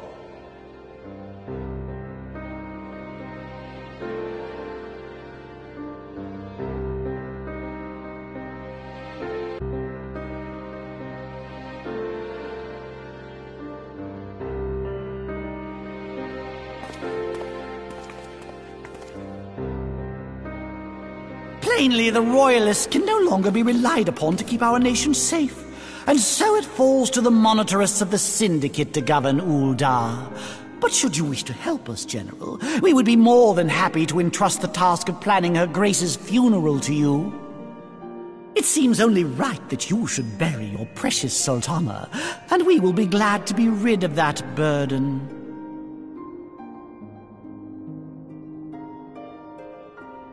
I'll bet you will. You more than any man. Whatever do you mean? I mean you had her killed, you black-hearted bastard! What rot! Though I did have sufficient motive, 'tis true. That young lady caused me no end of grief. She always was a most unwilling puppet. I dare say her grace was grateful that someone thought to cut her strings.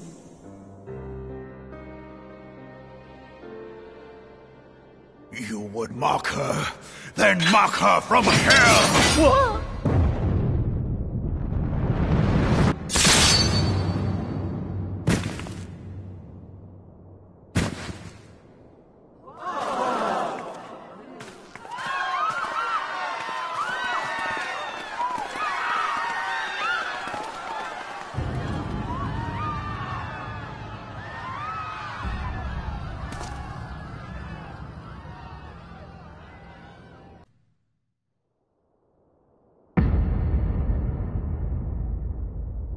Have you lost your mind, General?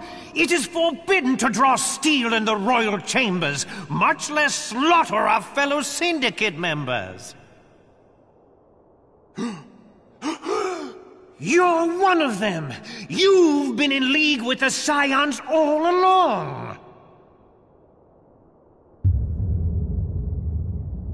You're next, you scheming bastard!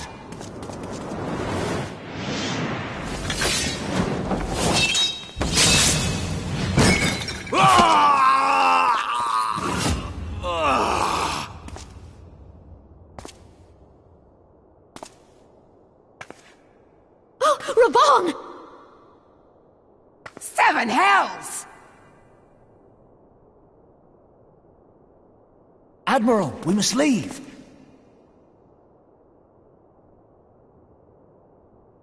Ah!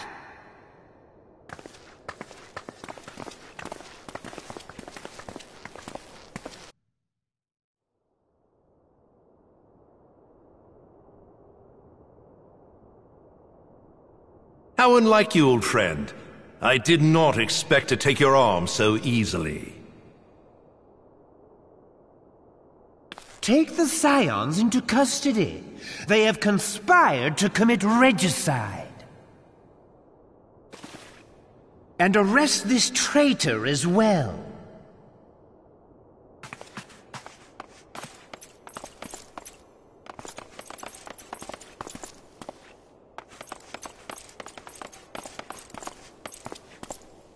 Ilbert, I hope you choke on their coin.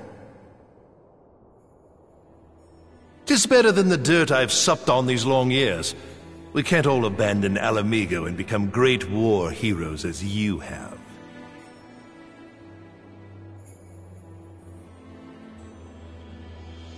You are not the man you once were, Raban. Since that girl strapped the yoke around your neck, you've become docile.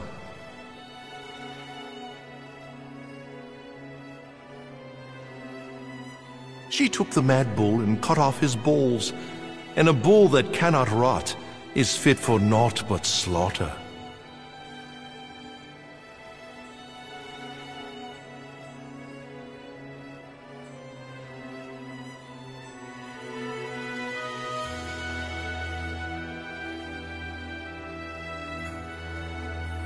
Shall I tell you who really killed your precious Sultana?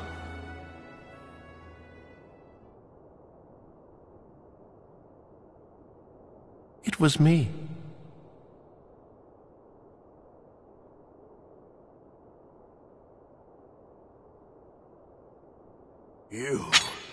You die!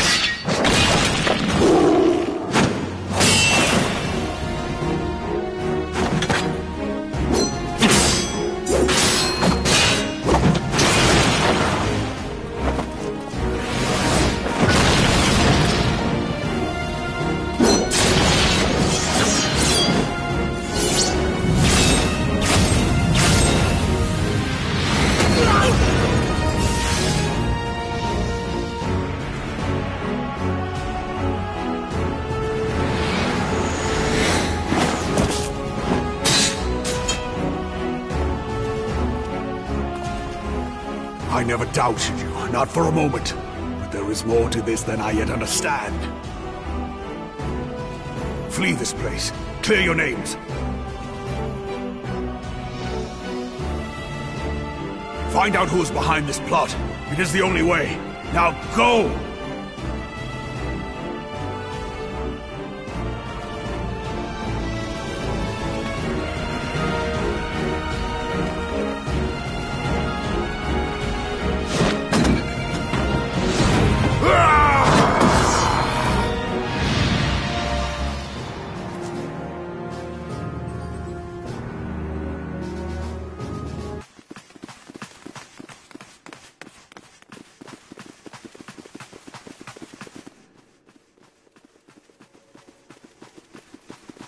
Ah, there you are. Thancred! Where have you been? Avoiding the fumbling advances of some very persistent admirers. When I realized the celebrations had turned sour, it seemed prudent to slip away and take stock of the situation. 'Twould appear that much of the city is already under tight guard. It occurs to me that expanding the Brass Blade's authority may not have been such a wonderful idea after all. The success of this plan was contingent upon those thugs having the run of the place. Just how long has this scheme been in motion? The careful preparations, the maneuvering of forces. I am inclined to agree with the General's insistence that a deeper plot exists here. So, would I be right in thinking we now have an excuse to pummel as many brass blades as we like? Unless you plan on pummeling them all, I'm not sure that will greatly aid our cause. The Sultana's assassination was but one part of the scheme. We too were its targets. And though we did not share poor Nanamo's fate, we are yet hobbled by the charges laid at our door. Where now might we seek refuge? Where indeed, we may safely assume that our foe has thought to have the Rising Stones watched. Forgive me for stating the obvious, but our choice of destination will matter little if we cannot secure an escape route out of Ul'dah. Happily, I believe I can provide one. Papashan once told me about the passages hidden in the walls of the palace. If I recall correctly, the fireplace in Nanamo's chambers conceals the entrance to a tunnel. It should lead outside the city and allow us to avoid any messy confrontations.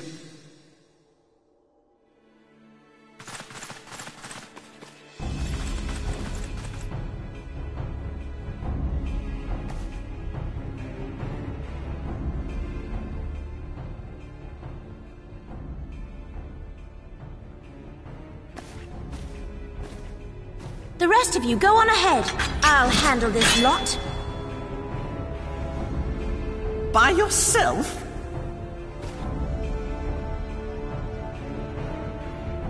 I suppose I shall just have to join you.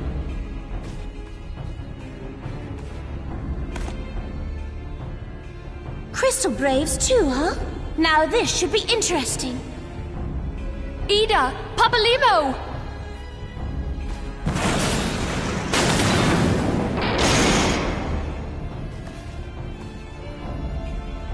We will hold our pursuers here. Hurry, now! Find this tunnel of Thancred's.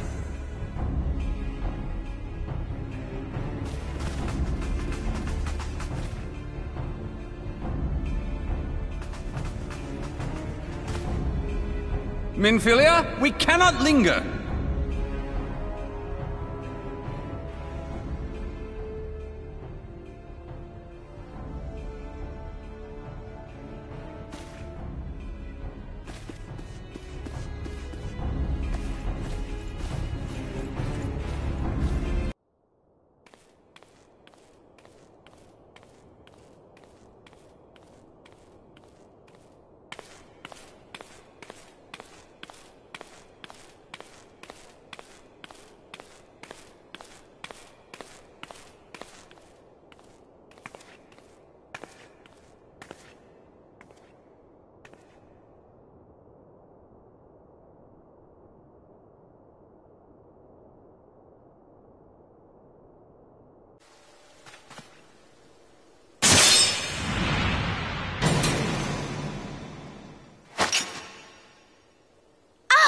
Now look what you've done!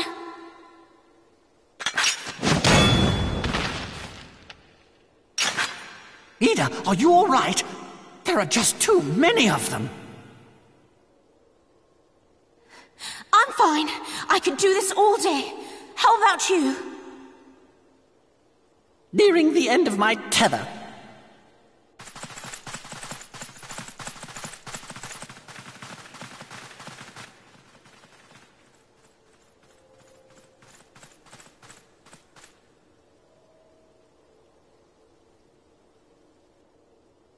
This is so stupid! We're the scions of the Seventh Dawn! The ones who stand between this realm and the evil that's trying to destroy it!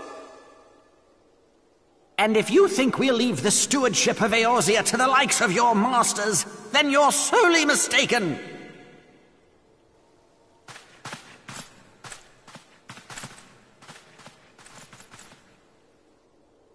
Sorry I dragged you into this, Popolimo. 'Tis hardly the first time, and I'll be damned if it will be the last.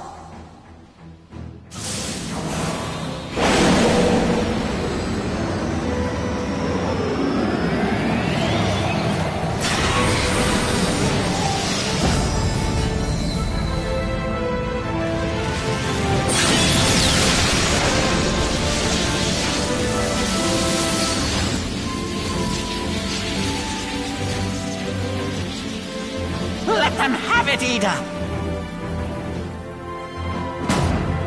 I was hoping you'd say that.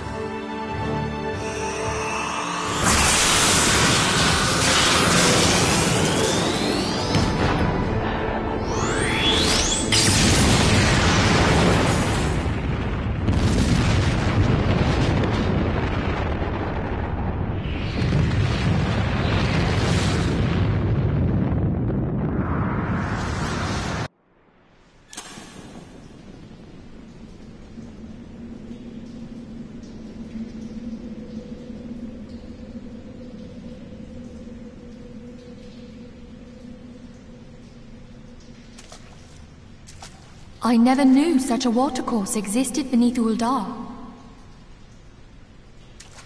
The architecture is of the Sildine style, if I'm not mistaken. The ancients plainly foresaw the need for a ready means of escape.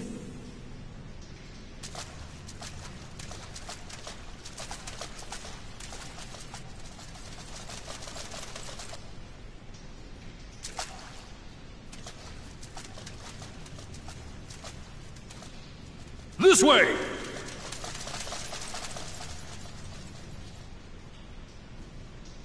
Well, that didn't take long. It seems these tunnels were not as secret as I'd hoped. You two, go on ahead. Thancred and I will deal with this. What do you mean to do? Only that which is required to ensure that the dawn's light survive to brighten the morrow. Fear not, antecedent. You haven't seen the last of these fair features. My friends.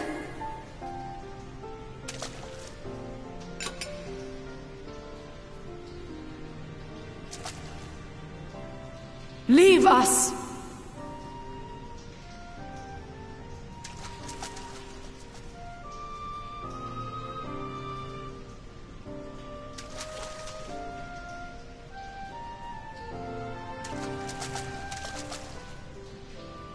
What is the plan, milady? Shall I take the dozen on the left and you the dozen on the right? The odds are not exactly stacked in our favor. Numbers will count for little when I bring the tunnel down upon their heads. Though I cannot say I relish the thought of being entombed with you for all eternity. You wound me. I will have you know that many a maid would kill for the chance to spend forever at my side. Now, may I have the last dance?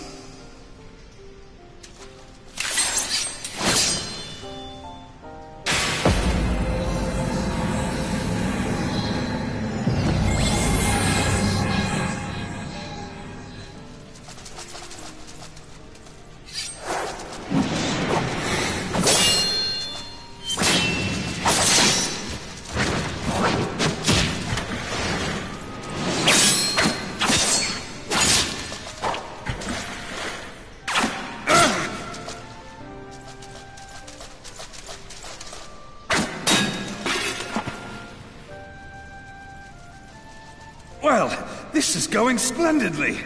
Now would be a good time, milady! 'Tis done!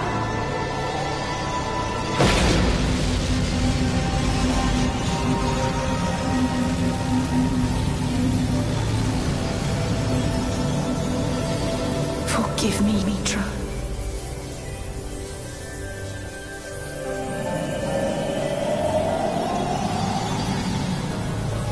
Farewell, Ophelia.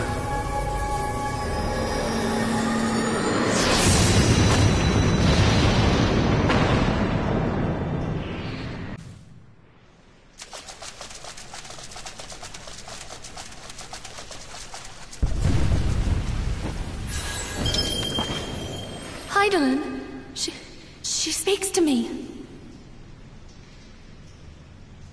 No.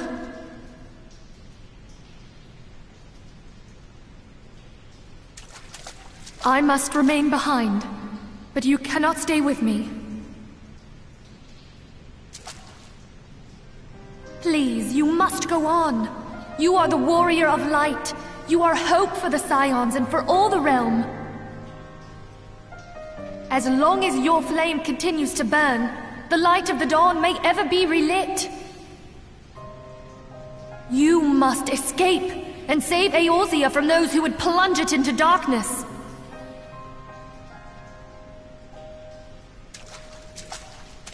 "'Tis the only way.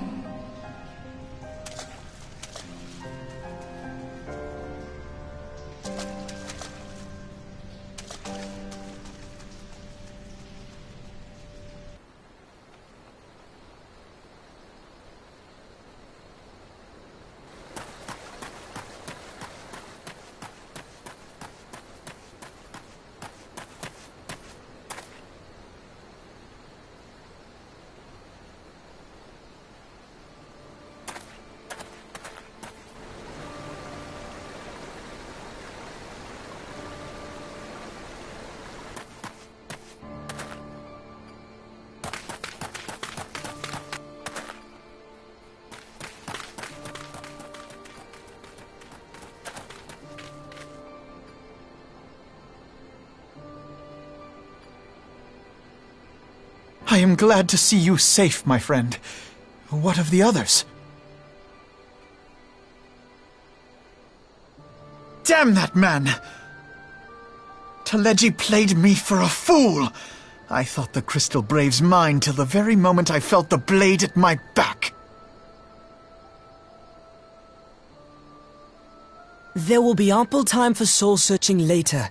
For now, we must put some arms between us and Ul'dah.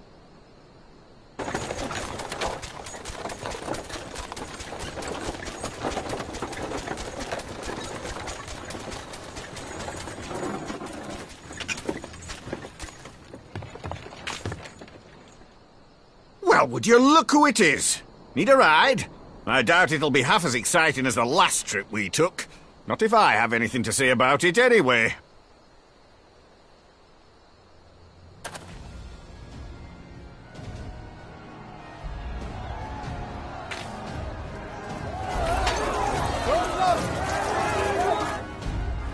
Let's not dawdle, eh? All aboard!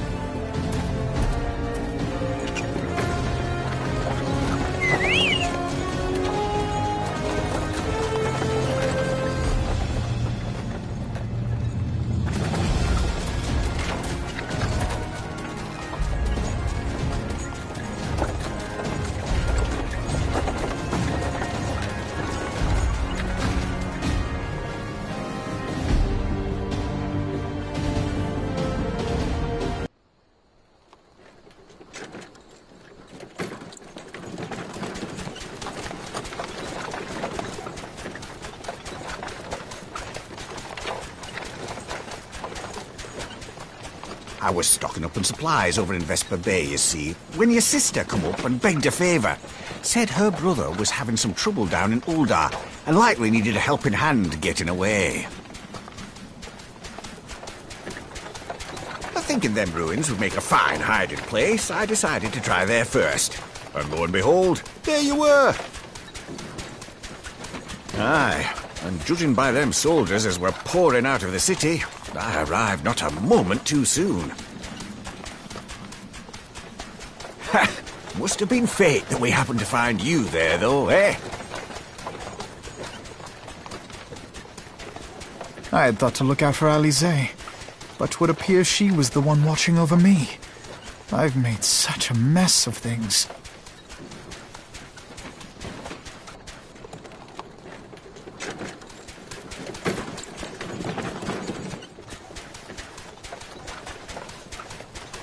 And who might you be, young sir?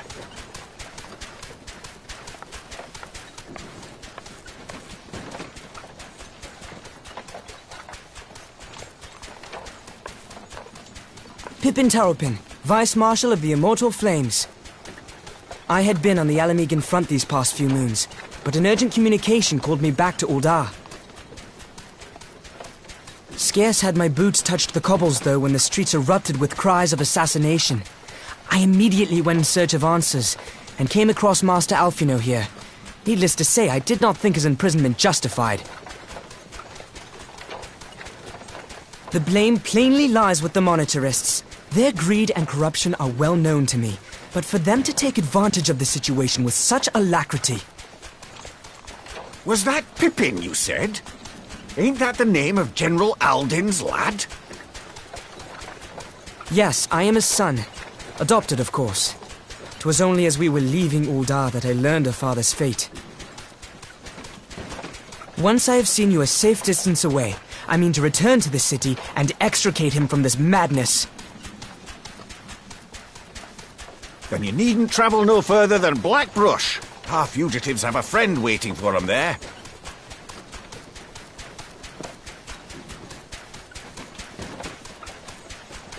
I dreamed of bringing about Eorzea's salvation, but in the end, 'twas I who needed saving.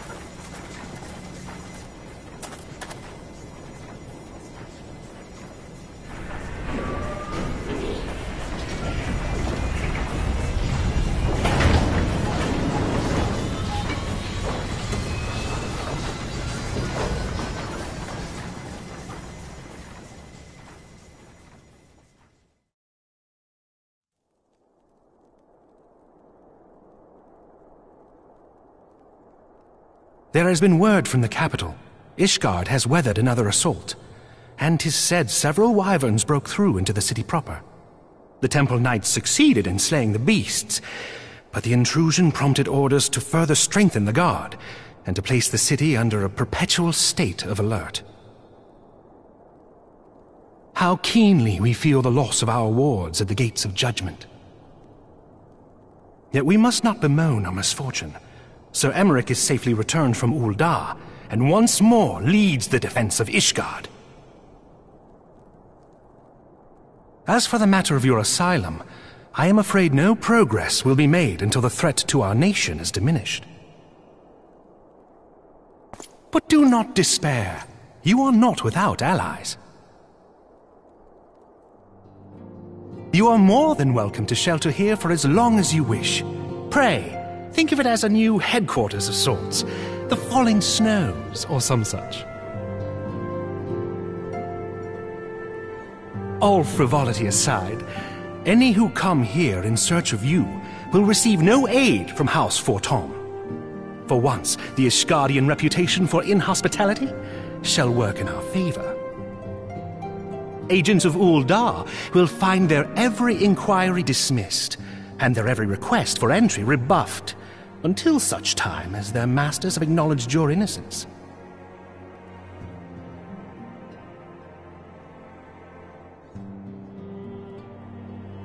You once fought to preserve the honor of my dear friend. 'Tis a blessing that I may now repay that debt in kind. But let us dwell no more on this. Pray, join the rest of your companions. 'Tis bitterly cold this day. I suspect there are those who might welcome the warmth your presence brings.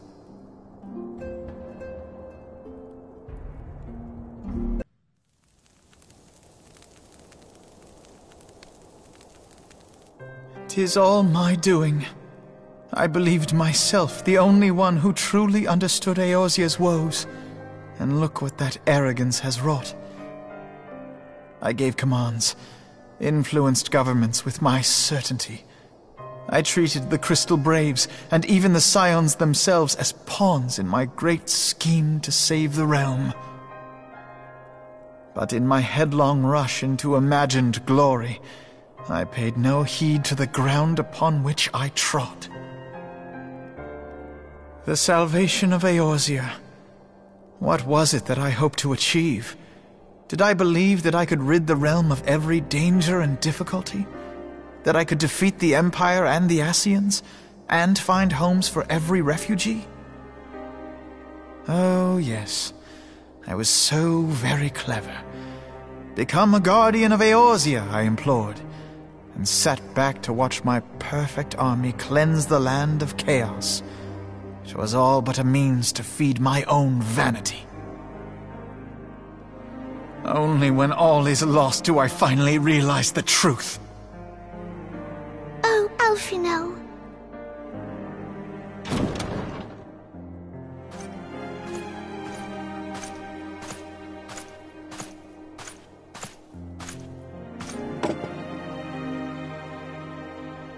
So, Master Alphino, are you content to remain a broken blade? Is there no flame hot enough to reforge you? What of the fine companions who yet stand at your side?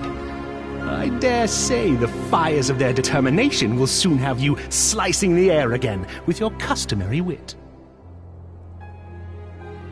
I hardly deserve such friendship. And besides, where are we to go?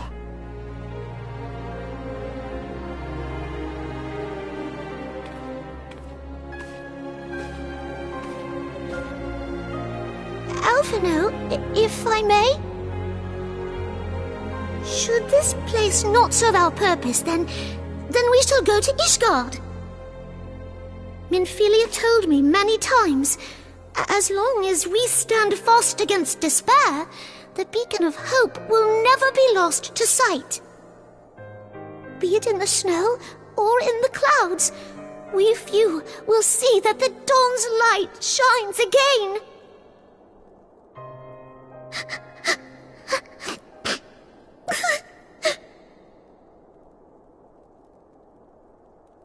You are right, Tataru. Thank you. And thank you for your kind words, Lord Orchefon. 'Tis true that Eorzea yet has her guardians. The Scions have achieved much, and 'twould be remiss of me to discard it all in a fit of self-pity. Let us then resume our journey, together, one step at a time.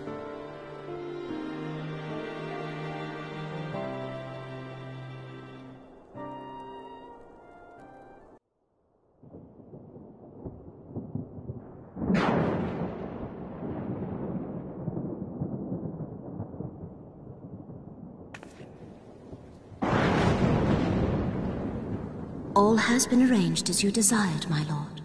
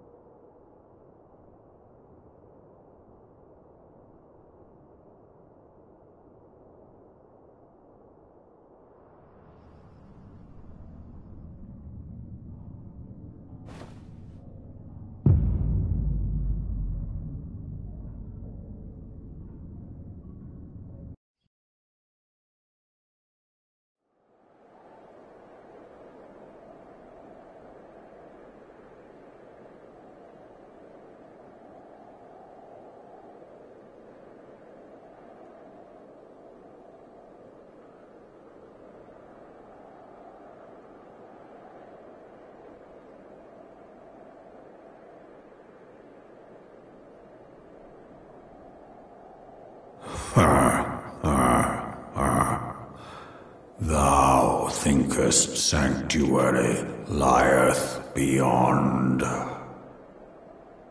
Delusion, deceitful death. Thou shalt find naught else here.